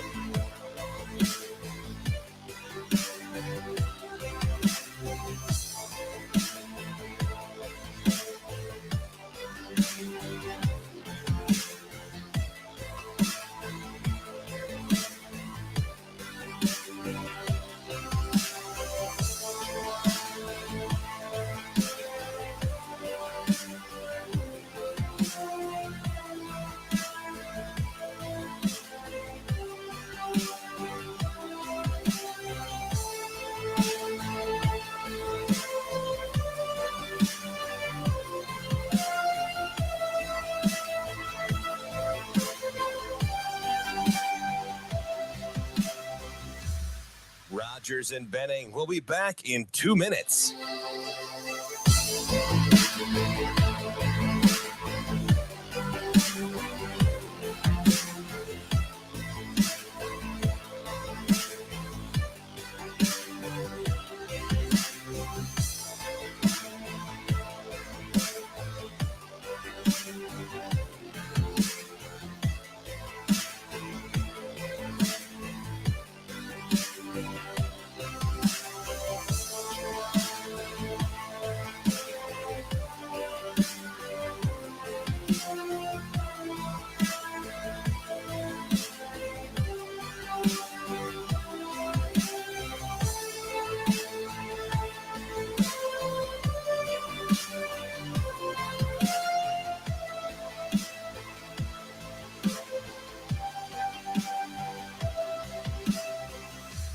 Rogers and Benning will be back in 1 minute.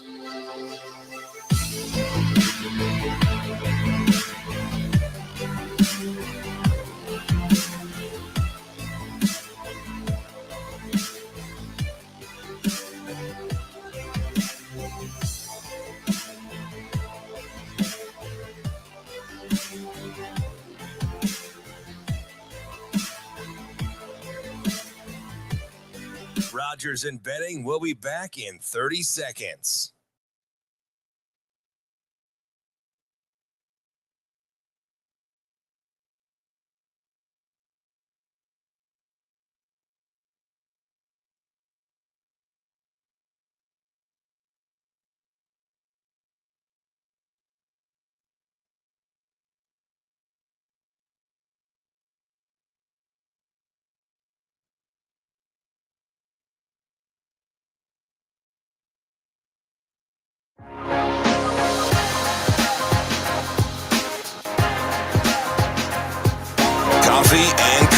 on Hail Varsity Radio with Andrew Rogers and Damon Benning. Inventory. Is that what they're doing? Yeah. No, big event at 3. Big event. Over at Hail Varsity Club, Yes. where you should spend some time. And here. Coffee and cream. But not so. We got AB preps, we got dish and ash, we got the tail end of coffee and cream. So that means I do a Benny tear down. bites. Yeah, we got Shane. It's Got our meeting today. trying to nurse him through this deal. I care about Shane, man. Got to make sure he's toughening up. I know you're I'm trying to not very guide tough. him in the right direction. Shane, are your comic books currently wrapped in plastic, Shane? They are. They always come with a bag and a board, but sometimes you have to replace the bag and the board. A what? A bag and a board. A bong and a blintz? A bag and a board. A bag and a board. What are you begging for? What's the board? It's cardboard. Oh, like the straighten up the deal so it can't bend? Yeah, it's got to be a certain type of cardboard, so Yeah. it doesn't have the acid with it. So I mean, you can't just get like a Do you cereal. understand one word? You can't said? just get like a Not one cereal bit. box and cut it open and cut it so it fits in the bag. 'cause- Acid? Yeah, because it gets acid on your comic book. Like Purple Haze, Jimi Hendrix, or different? Probably. I mean, it gets a little funky. You don't want funky comic books. Okay. Funky monkey. Brass. Yeah, so bags and boards. Did you hear Andrew's hot take that Mac Jones is better than Deshaun Watson? It's not what I said. I said I trust the Patriots more than I trust the Browns, and then we That went is into- not what you Then we said. went into Mac Jones and Deshaun, and I said, "Did you watch Deshaun Watson play last year?" Yeah, the dude. And then I said, "I'd take Mac Jones." the dude took a year off. For as bad as Deshaun You Watson, think he's going to was- be 2020 Listen, Deshaun Watson? all I'm telling you is, for as bad as he was, they still won 7 games. Do you know how many your vaunted Patriots won? 8. Yeah. Is that more?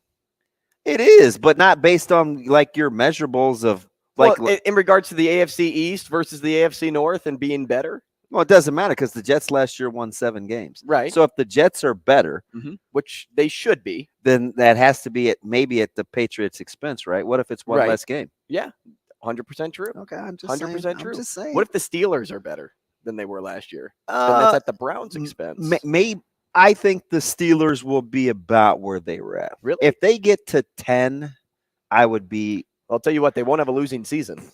If they get Mike Tomlin. no, I get it. I mean, I hope you're right. But I think the Bears will have a winning season for once in a long time. I don't know. I just want that division to be. They're overrated. Thanks. How Thanks, Winning kiddo. seasons are. how are the Bears overrated? They won. I said the winning seasons are. I was gonna say they won 3 games last year. Like, weren't they 3-14? Yeah. Yeah, you can't be overrated. Yeah, if you're in Las Vegas, maybe. Wait, did we win 3? Yeah, Oh, I thought, I mean, was it really 3, not 2? I think it's 3-14. you have winning seasons. It just becomes old hat. It's like Yeah, it wasn't year good. after year after year. I mean, it just gets old. I mean, you kind of want to have losing seasons, don't you? I mean, aren't we? Well, how many games did Houston win? Exactly.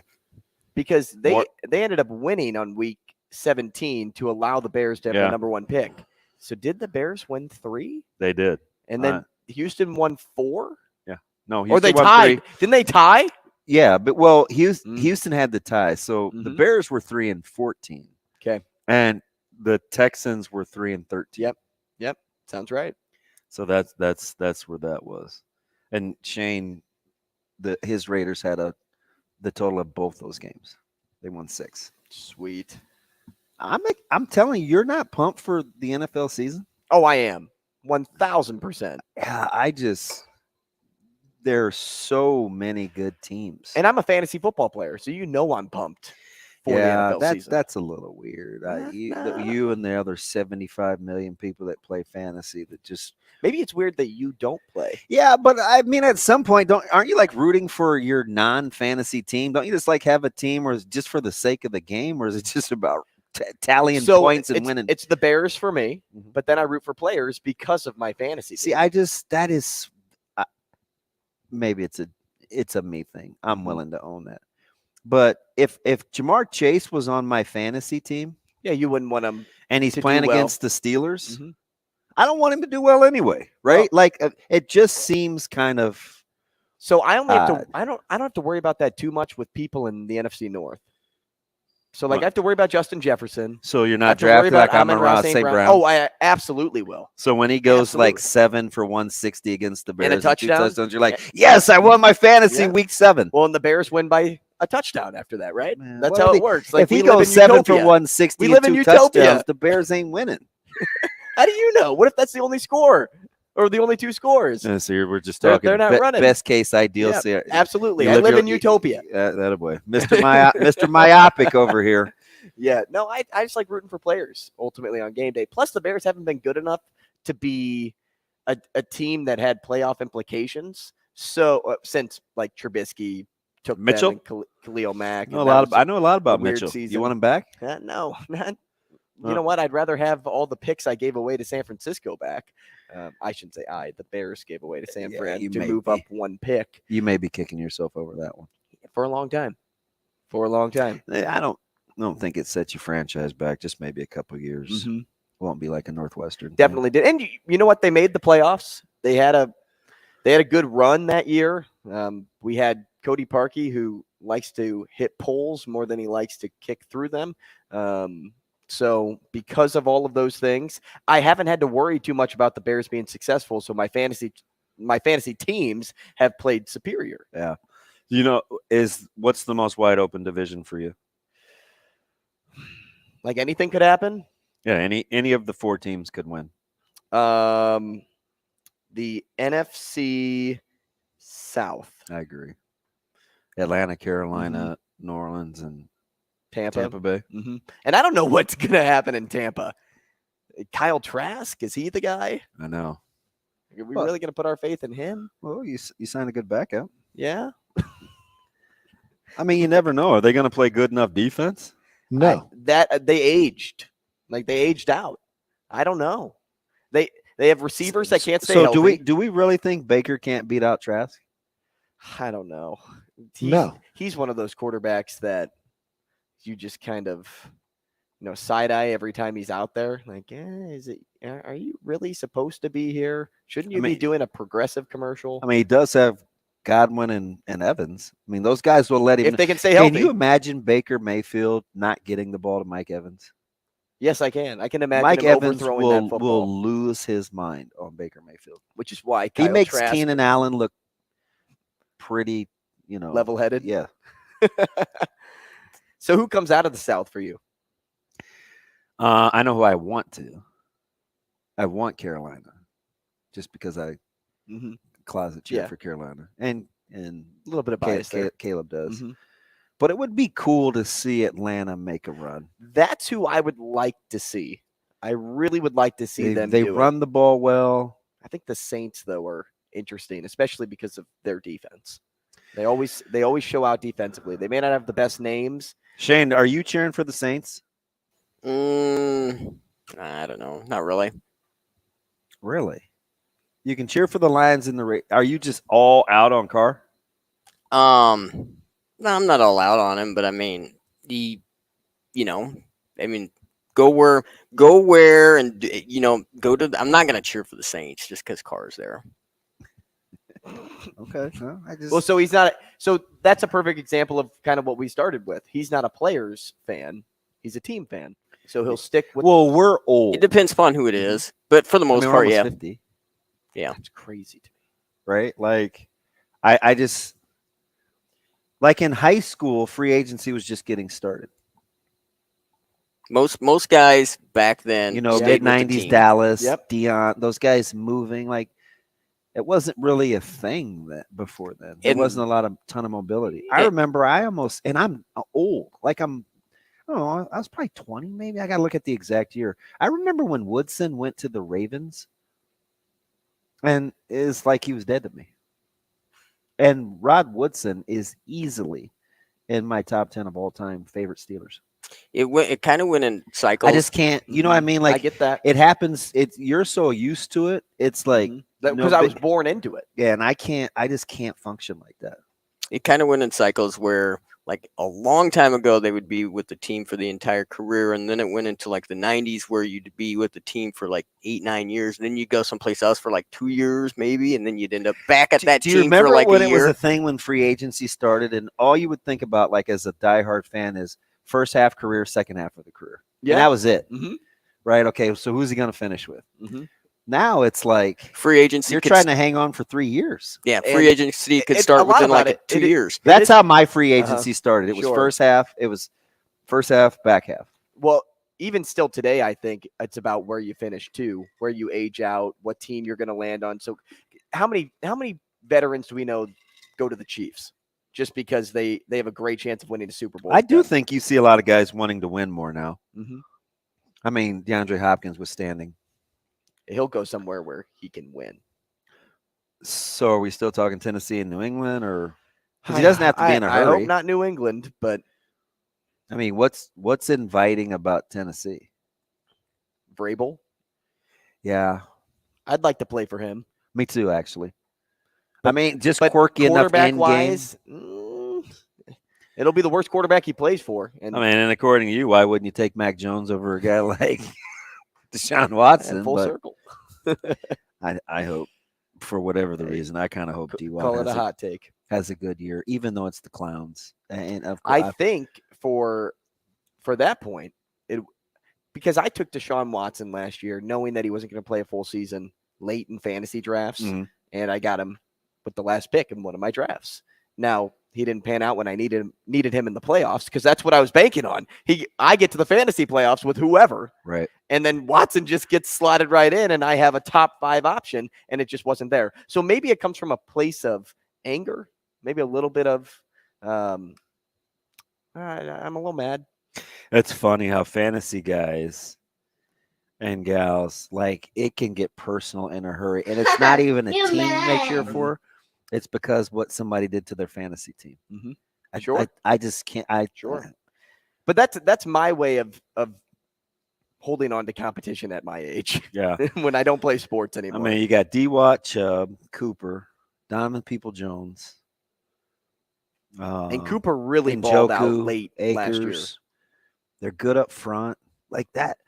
That's a really good running back. That's a really good running back. That's a good roster. I mean, even Kareem Hunt. More likely to bounce back, Russ or D-Watt?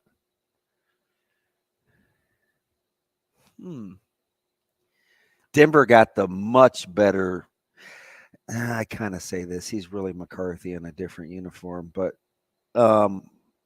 Peyton's prowess with quarterbacks, like Russell Wilson got the better. Gosh, it's opening. I think stat-wise, Russell Wilson got the better end of the coaching. Stat-wise, I think you'd see Russ have better stats than Watson, but that's because I think the defenses are better in the AFC North than in the AFC West. So, and I also think Russ is going to be forced to throw it more because he's facing quarterbacks that like to huck it. Now, Burrow, we know, likes to huck it, but even the Steelers, I'm not sure. Yeah, Lamar and Pickett aren't. If Pickett are throwing, yeah, and Lamar same way. But defensively, that's a conference that I don't want to play, or division I don't want to play in ever, because I know my stats aren't going to be fantastic. When he was in Houston, he balled out, but that's because he could huck the ball down the field all the time. So stat-wise, I'd give it to Russ, but if we're going team success, I mean, it irks me to say, but I'd probably still stick with Russ in Denver. I know, but I don't feel good about that. I know if Russ is good, he does that team. I know it's his nickname, but they do become dangerous. Because that's another good roster. You have one of the best young corners in football, and Surtain, and they got some weapons. Man. They have weapons on the outside. I talk what they drafted him to be. I talked myself into this Denver thing, even though I think I still had them finishing last, but I had them last at like 8 and 9, and for some reason I put them below the Raiders. That was interesting. Nice job. Shut up. But thanks for chiming in. I don't know. That division, again, they had the only minus fave. What was it? Minus 225 for the Chiefs to win Yep. that division. Mm-hmm. That's clear. Yeah, because we compared the numbers, and I was a little. I think I think the next biggest fave was Philly. Yeah, because they were minus 105. Slightly on the. Or were they plus 105? Plus 105. Okay. Yeah. And that may have changed. Wow, lost. Well, that range just keeps coming. I don't know. I'm pretty pumped, but I also think the same thing about college football too, because I think there's going to be a lot of good teams. Mm-hmm. I think the NFL is better when divisions are top heavy. I saw compared to. I saw 3 prominent college football guys pick their college football playoffs, and only 2 of the 4 teams were shared amongst the 4. Would you like to take a guess at who those 2 teams were? 2 of the 4 that were shared amongst Georgia. Georgia was one, and because I feel like it's a trick question that you want me to say Bama, so I'm not going to say Bama. It's going to be Georgia and Michigan. Surprisingly, it was Ohio State. Darn it! I was between the 2 Big Ten teams. It was, and listen, they trust in quarterback play there because you got to break in. Seen, you right? got to break in a newbie. But that's what I'm saying. Like, but so does Georgia with Beck. In quarterback, we trust, and so does Bama. Defensively for Georgia, though, I think you can see why they should be lights the heck out. But do you know who's in Ohio State? Listen, you know who's? I'm telling you, you know who's going to be electric defensively? How is Clemson not going to be great defensively? Especially in the ACC. And you got a quarterback, although limited, does have some playing experience. Now, we'll see if – holy smokes. With DJ out of there, there's no real controversy. He's your guy. Did not overwhelm me in the spring game. Right, I know. Right, it's just spring. Still threw it to the other team a little too much, but although it's his team, just on the defense. But defensively, they're going to be unbelievable. Yeah, but those were the only 2 teams among that the shocks 3. Me. So who filled out the other?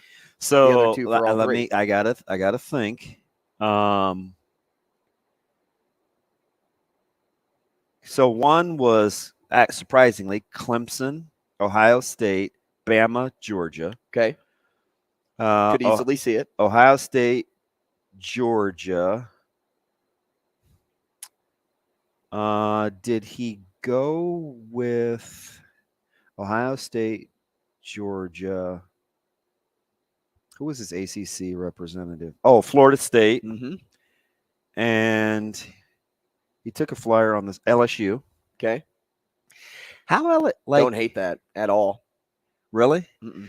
I thought it was interesting, but he explained based on everything what we talked about with Brian Kelly even yesterday. And he gave the nod to quarterback play in Baton Rouge. Right. And we all know that Florida State has a pretty dang good quarterback there too. And I can't remember the third. It's amazing how Norvell was Michigan on any of the lists? Yeah. Okay. So it was Michigan, Georgia, and I can't remember the other 2. And I don't want to do it a disservice. But it was Michigan and Georgia. And I was surprised of the 3, only one had Michigan. Michigan defensively should be way good. But see, I think not a lot of national people know that. And we like McCarthy, Corum, and Edwards. Nationally, I don't think people give Michigan enough credit right now because of what they lost. So they're almost like, I'm going to wait and see. Oh, we did that 2 years ago with Hutch and Ajabo and those guys, and all they did was run it back. Mm-hmm. One of his sleepers. He liked 2 in the. That was almost my eye. He liked 2. He liked 2 in the Big 12. He actually liked TCU, and said keep an eye on Texas Tech because of their schedule. I don't know if I like TCU again. TCU is it 20 over Colorado? Yes. Something like that. And again, Nebraska's 8.5. 8.5. But TCU did make it to the college football title game last year. You lost your 2 best offensive players in TCU. And, you do bring back a little bit of experience, but it's interesting. I don't know. I think college football 21.5 currently minus 105. in the opener. 21.5. I'll take it. That's on Vegas Insider. Let me go to And a couple Kings. of 8 or 9 days later, it's 8.5 with Nebraska coming to town. Yeah, I'm just telling you, Nebraska. You don't point the finger. Nebraska loses to Colorado. It does blow my mind. Hey, Nebraska's now only +7. Line went down a half a point. Minnesota. Mm-hmm. Whatever the hell it is. Nope, it's that. I TCU on DraftKings 19.5. So let's just say 20 to be safe. Yeah, they a couple people like TCU. I was looking at dark horses, Texas Tech, obviously, which I'm going to stay on. Somebody liked Oklahoma State. Good. Yep, and we even had Phil Steele on. Liked who Oklahoma talked State. about Oklahoma State. Yeah. I'm going to go back and look at that. But he had the two models that threw me for a loop on Texas Tech. He had the 5-win Texas Tech, and he had the 10-win Texas Tech. So the best and worst scenario. Yeah. He's like, well, it depends on the model. I don't know. I just think they're going to be You pretty lean good. more 10? Yeah, I do. I think they're going to be pretty good. What about K-State again? I think defensively, they should be good. And climbing, they're going to get to 8 minimum. And I'm sure you have a couple swing games, right? And that has to be their forever baseline with Kleiman. They're forever. Yeah, they're not going backwards. They're not going backwards, I don't think. So it'll just be steady Eddie, and then can they get over the hump? Mm-hmm. Because you can tell by the roster, just like the breakdown of their personnel and the age. Right. Redshirt freshmen, super seniors. Like they're kind of built for the long haul. It isn't going to be like this exodus. I think the key for them would be like for a handful of other schools would be, can you take the next step at the quarterback spot? And then the Dodgers drafted DJ Onomatopoeia with the 20th round pick or 20 round pick. Onomatopoeia. And he's playing ball at Oregon State. Can they make a run in the Pac-12? Well, from Smith's year of all those head coaches that got hired, he is by far and away the most successful. Jonathan Smith. Mm-hmm. Like, just go back and look at the coaches the year that Jonathan Smith was hired.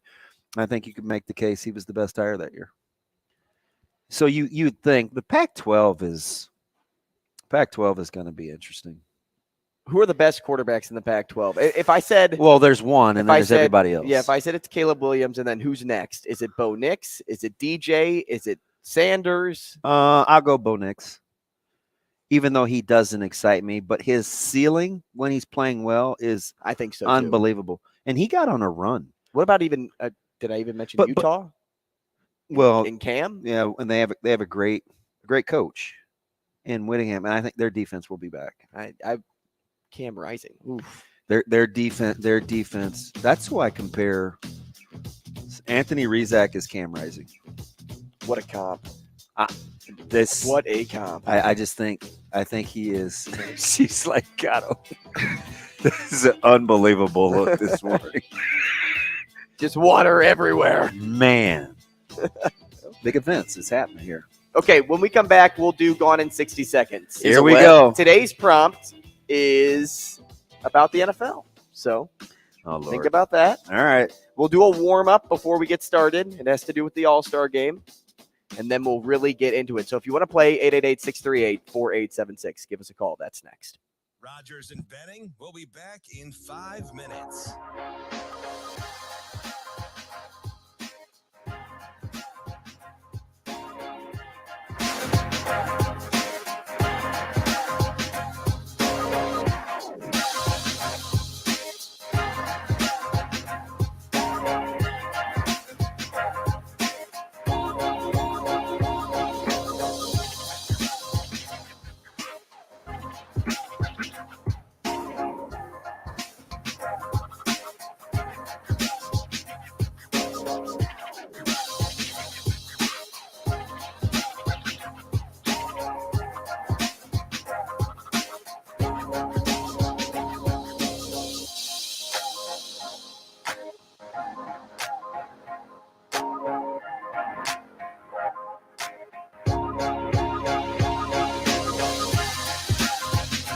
Rogers and Benning will be back in 4 minutes.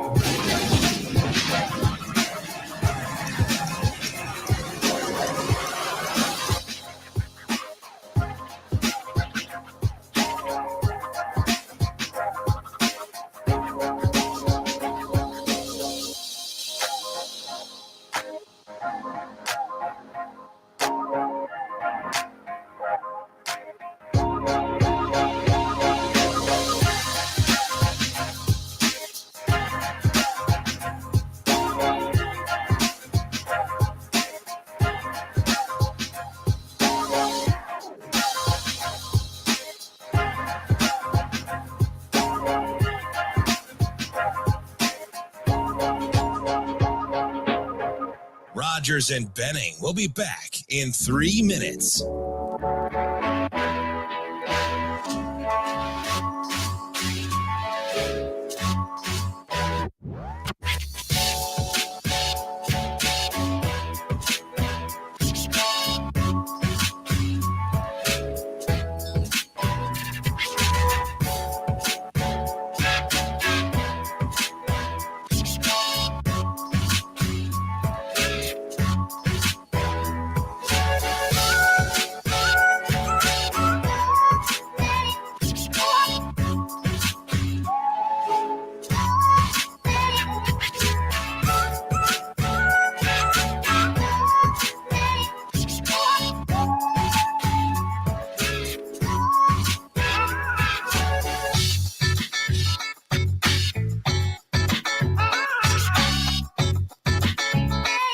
Rogers and Benning will be back in 2 minutes.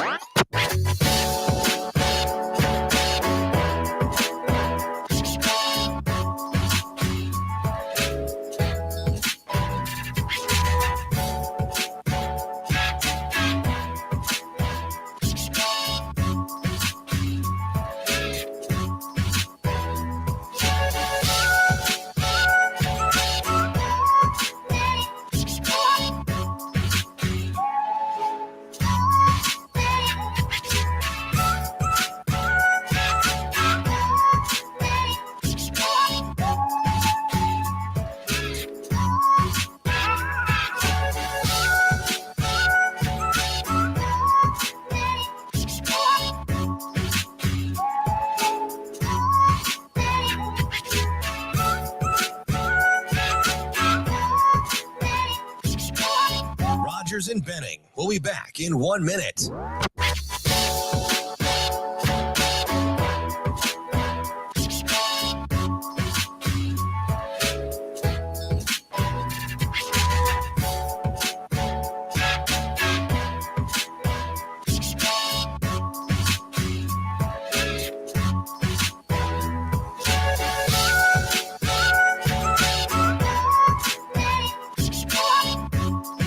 Rogers and Benning will be back in 30 seconds.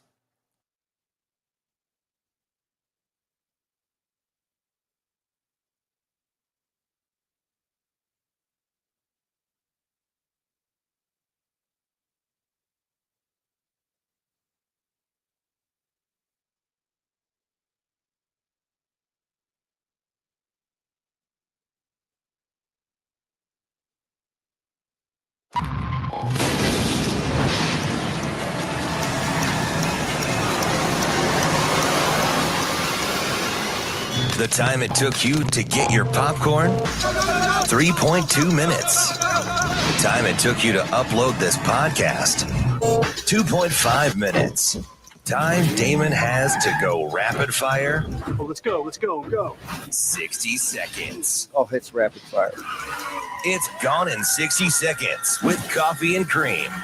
Fudge. On Hail Varsity Radio. All right. New intro. Fudge. That's how you feel all the time. It is most of the time. Nice. Shane, good editing skills. Cam, Broham, great work over the voice. Fudge. That was funny. Sad is what it is. Well put together. 888-638-4876. If you'd like to take DB on and gone in 60 seconds, do you think you can name one prompt based on all, is it 32 now, NFL teams? Yeah. All 32 NFL teams. I'm going to give you one thing to say. I'll give you the team. Okay. And then you give me the player. It's always a franchise leader in something. So 888-638-4876 if you'd like to play. DB, let's do a warm-up. We'll wait and see if we get a call. Your warm-up. Shane, can you put the clock on 60 seconds, please, my man? I will. Thank you. I want you to think back to last night's All-Star game for me. Okay? I thought this was the NFL. It is. When we play like the real, this warm-up. Get loose, right? Okay. Stretch out a little bit. First off, Gone in 60 Seconds presented by Dingman's. Bing! Anything goes wrong with that vehicle, maybe you were hydroplaning this morning. Anything happened with that vehicle, make sure you stop on out and see the folks at Dingman's. Dingman's.com. It's an easy to navigate website. Mm-hmm. And you can schedule an estimate right there. 4 great locations, too. That's the thing. So whatever part of the city you're in, Dingman's probably has. Right down the road. Family owned and operated over 25 years with Dingman's. All right, DB, 60 seconds on the clock. Okay, buddy. Name as many all-star pitchers this year as you can in 60 seconds. This is the thing? Mm-hmm. This is your warm-up. Just a warm-up. Oh, I don't know. Just start naming them. Diaz, Hermano, Hader, Kimbrel. What speed? Warm up. Get that juice flowing. Come on. I can't even remember who started. Evaldi. I don't know. You said NFL, so I'm totally not even thinking about last night's All-Star game. All right. Well, there's your warm-up. You get 30 seconds for a warm-up. How about okay. that? I got like 7 or 8. You got 5. That's it? Mm-hmm. That sucks. Garrett Cole and Zach Gallen were the starters. Yeah, yesterday. Gallen and Cole. Cole was out there laughing as guys were taking him to the track and have folks make nice catches. Mm-hmm. How about the boys, the former Cardinal teammates, both making spectacular catches? Oh, yeah. Wasn't that something? I was like, oh, this might be a good game. Yeah, I kind of like the way this is starting. Right field, left field. Yep. Sweet. Anything you can do, I can do better. Yeah, that's kind of what they said to the Cardinals. Kind of like those 2 in the home run contest. That too. All right. So here is your prompt. 60 seconds on the clock. It's okay if we don't have a caller. It's cool. Nobody wants to take you on. They think no, it's a hard game. They think you're better than them. No, it's a hard game. It is a tough one. But play along at home. StreamYard, give me your thoughts. If you're on YouTube right now, let me know how many DB will get right in 60 seconds. Shane, start the music. All right, where are we at with this? DB, name as many all-time leading rushers by franchise in 60 seconds. Arizona Cardinals. Edgerrin James. Atlanta Falcons. Jamal Anderson. Baltimore Ravens. Pass.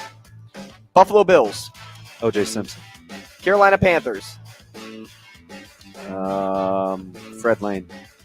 Chicago Bears. Walter Payton. Cincinnati Bengals. Corey Dillon. Cleveland Browns. Jim Brown. Dallas Cowboys. Emmitt Smith. Denver Broncos. Terrell Davis. Detroit Lions. Barry Sanders. Green Bay Packers. Amon Green. Houston Texans. Fudge. Pass. Indianapolis Colts. That's it? That's it. That's your 60 seconds. You have a final guess on Colts? I don't know. I'll give it to you. No, Edgerrin James. Okay. Here we go. It's tough. How many think you got right? You answered 2, 4, 6, 8, 10, 12, 14. I bet I got 9. I was going to say 10. DB got 8 correct. Fudge. 8 correct. If you had the under, you were right. Here we go. At Arizona Cardinals, you said whom? I don't know. I hate when you give me franchises that have been in multiple cities. So I don't know if you're talking about just with that team. No, it's the whole franchise. It's like that, the whole thing. I got you. From start to finish. I'm just giving you the team today. Otis Anderson. That is correct. Thank you. Okay. So I get what you're saying. You know what I mean? Yeah. Okay. Okay. But know that if it's the team today, it's the entire franchise because it's by franchise. Got you. Otis would have been easy. Atlanta Falcons. I think I said Jamal Anderson. Gerald Riggs. Oh, okay. Wow, really? Mm-hmm. Huh.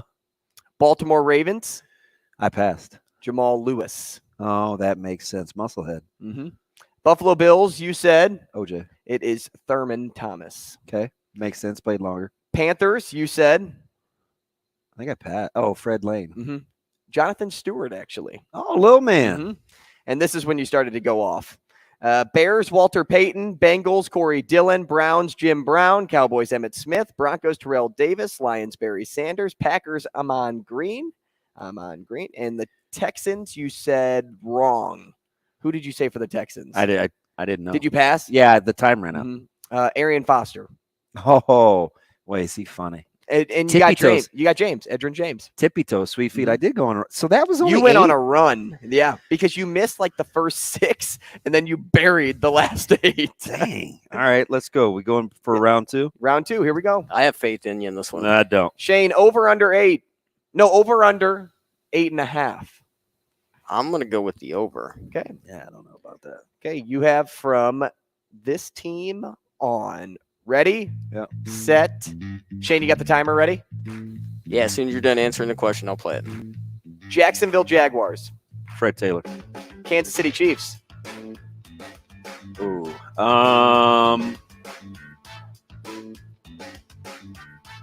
Priest Holmes. Las Vegas Raiders. Marcus Allen. Chargers. LaDainian Tomlinson. Rams. Eric Dickerson. Dolphins.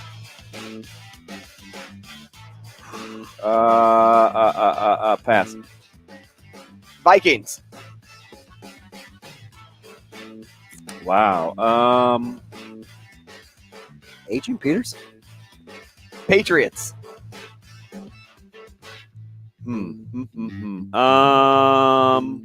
Pass. Saints. Jeez. Pass. Giants.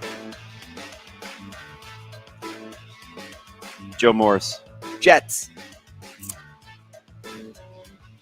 Curtis Martin. Nice, right before the buzzer. Here we go. Some of those had you up. I almost said one of the players, and you got him right. But when I was like going, I had to catch myself mid-thought. Jacksonville Jaguars, you said Fred Taylor. You'd be correct. Kansas City Chiefs, you said whom? I think Priest Holmes. Jamal Charles. Yeah, he was the other one. Yep. He was the other one I was trying to think of.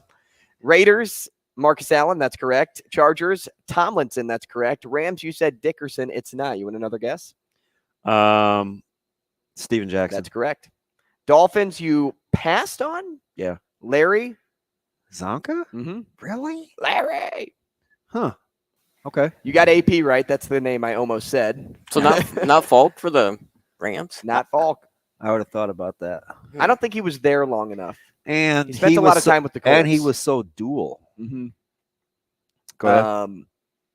Did we skip the Patriots? Sam Cunningham. Oh. Saints, I think you skipped. Deuce McAllister. Oh, another guy I don't like. Giants, you said whom?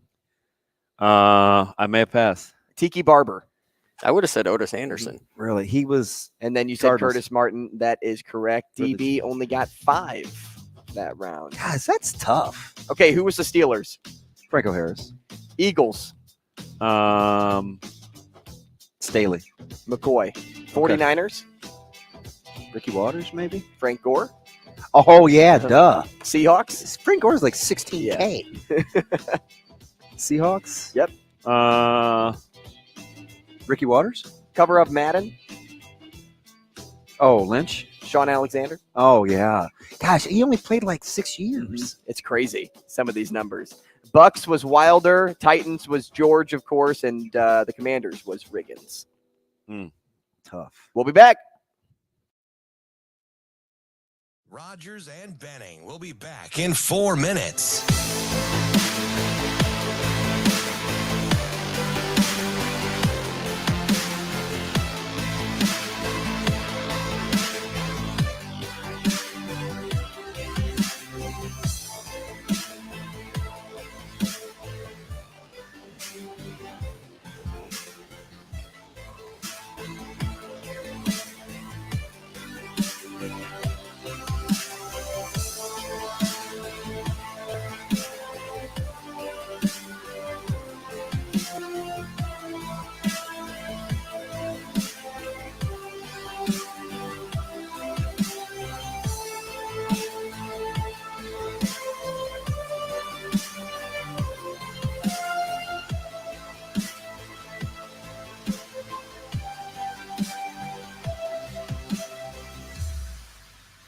Rogers and Benning will be back in 3 minutes.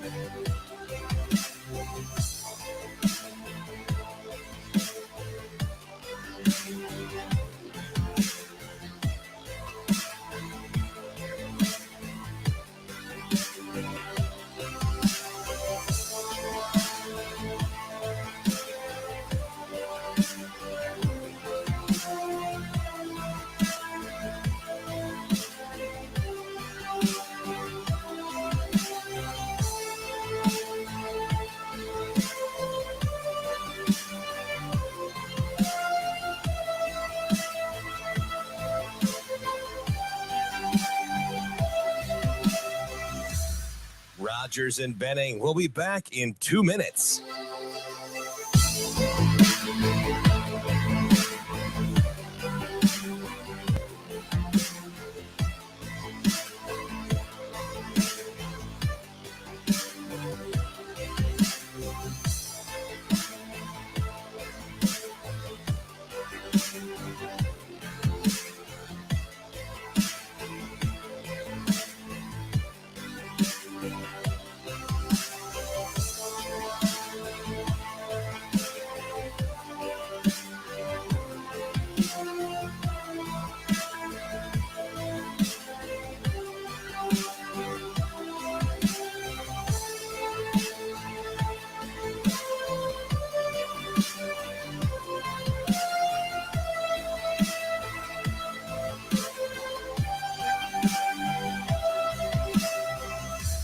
Rogers and Benning will be back in 1 minute.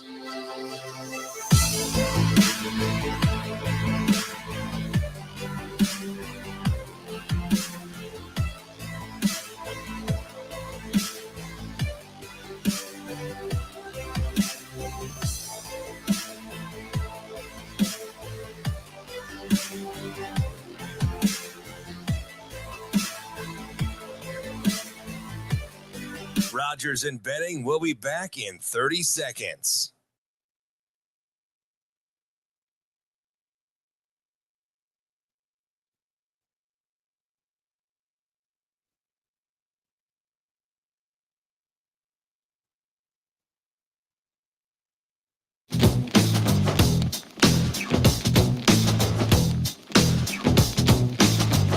Coffee and Cream with Rogers and Benning on Hail Varsity Radio.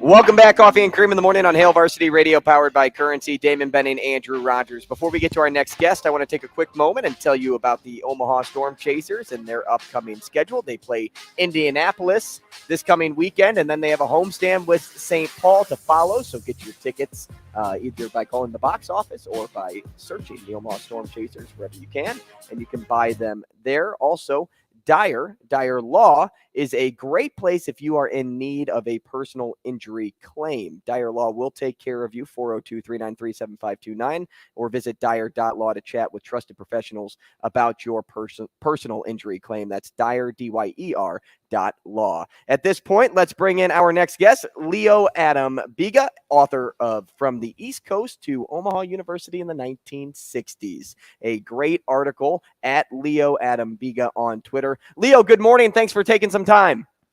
Oh, thanks very much. Good to be here, guys. Hey, Leo, good morning. How are you? Good morning, Damon. It's been a while, but been fine. Yourself? Oh, good.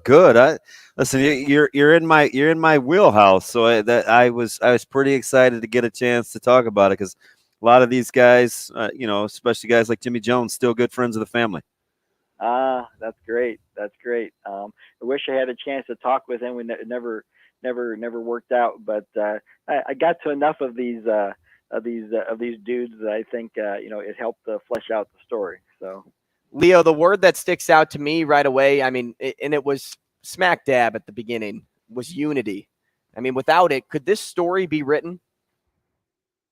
No, and the reason that I ended up writing this story was because of Sam Singleton, who's a primary. Yes, Swish Singleton, the primary player in this story, in this experience. And he reached out to me actually years ago about it. And then it was only more recently that I got around to doing a little research and writing about it. And that's, he's a very charismatic fellow, and he's very passionate about what the experience of coming from the East Coast to the, middle of America in the Midwest at then Omaha University, the impact it had on his life, the impact it had on his brother's student athletes. And he just wanted to share this with the world, particularly in the context of the times that we live in today, where unity is not always the first word that comes to mind, Mm-hmm. Yeah. So he just thinks that there's something to be learned from experiences like this. This is not, unique to Omaha University / University of Nebraska at Omaha. Mm-hmm. It wasn't unique even to that time. Certainly not unique to this time, but still, I think we all need examples of how people from disparate and diverse backgrounds can come together and can not only get along, but can get things done.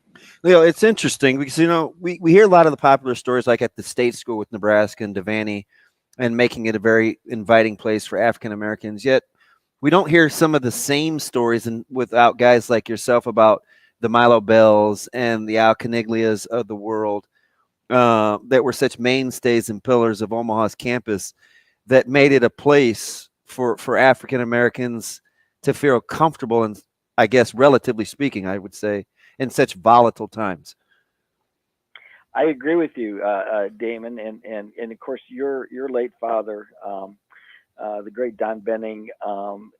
He was at the forefront of this, and of course the wrestling program that he built there was all about diversity and excellence, and it epitomized exactly what this is all about. And I've written separate stories about that legacy, his legacy, and how all that came together.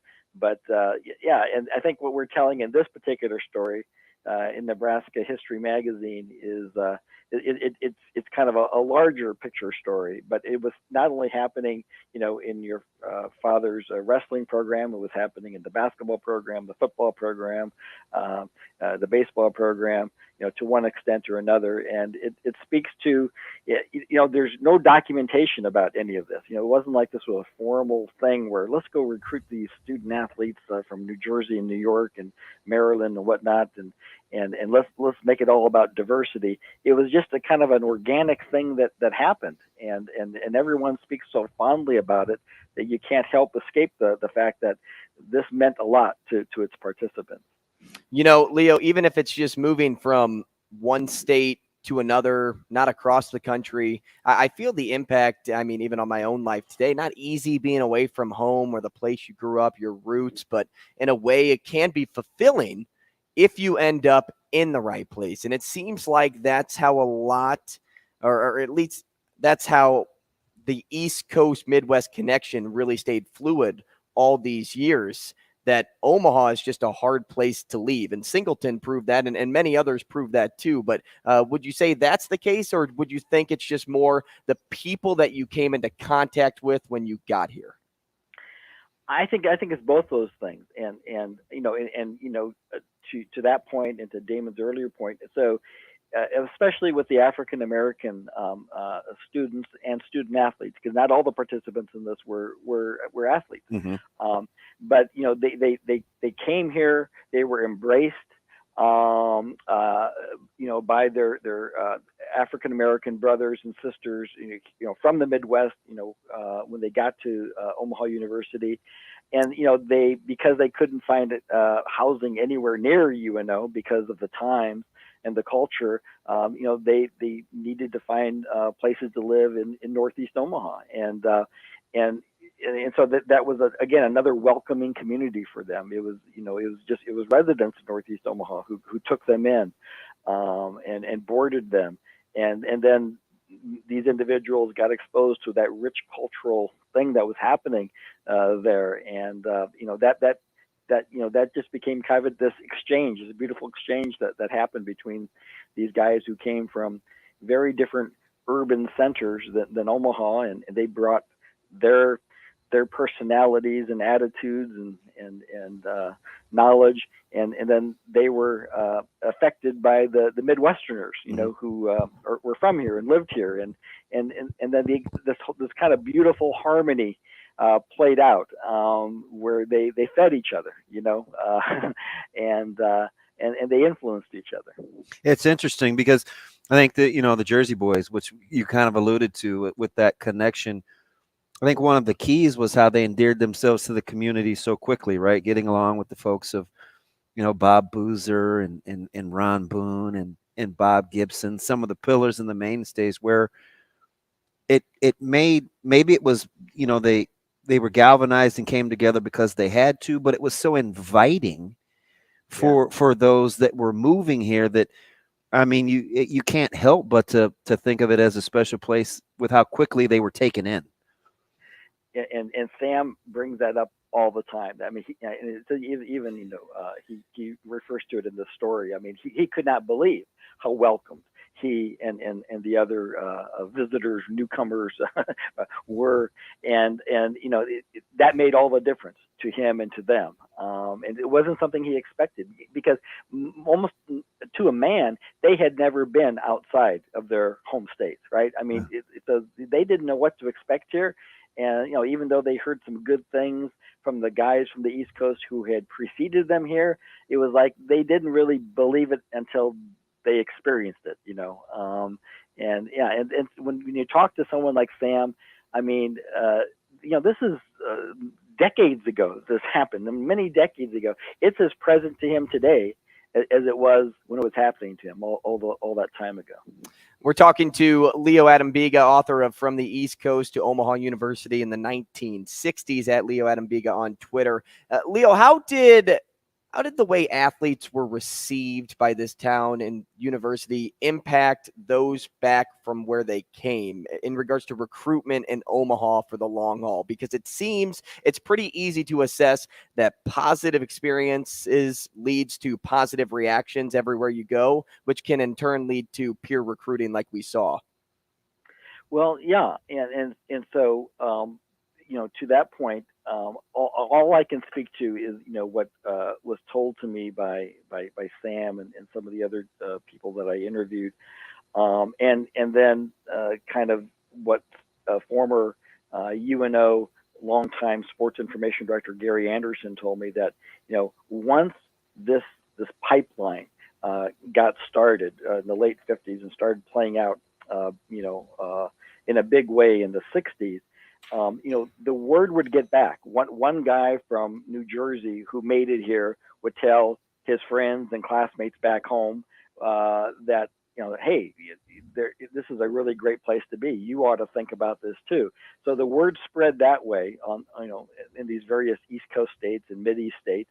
And so that, I think that made it a little easier, the inroads that coaches like El Caniglia and Virgil Yelkin and Jim Boyheim and others were making back east. And then I have to imagine that, as far as impact it had back here, I just think that, the more really high quality athletes who ended up coming here, people like Jimmy Jones and Gerald Ellen, Dominic Polifrone. Dom. There you go. And some of these guys had they had great success here, and some went on to professional careers, and so didn't had Dom to get the attention. Leo, Dom did the tobacco and firearms thing, right? Like he was kind of scary. Yeah. Well, he's a really nice guy to talk to, but anyone that brought down as he did in real life, this notorious serial killer, as part of his undercover law enforcement duty. Yeah, he was someone he was a bad man. Right. And so I think the success that these guys had in coming back here, that had to get the attention of local coaches and local athletes. And they wanted to be part of this thing that was happening at OU. Oh, so cool, Leo. Leo, we appreciate your time this morning. Thanks so much, and hopefully we can do this again soon. Oh, I appreciate it, and people can find the story at history.nebraska.gov. So, hey, appreciate the work, man. You do great things. Thanks, Leo. I really appreciate that. Thank you, guys. That's all for today. We'll see you tomorrow on Coffee and Cream.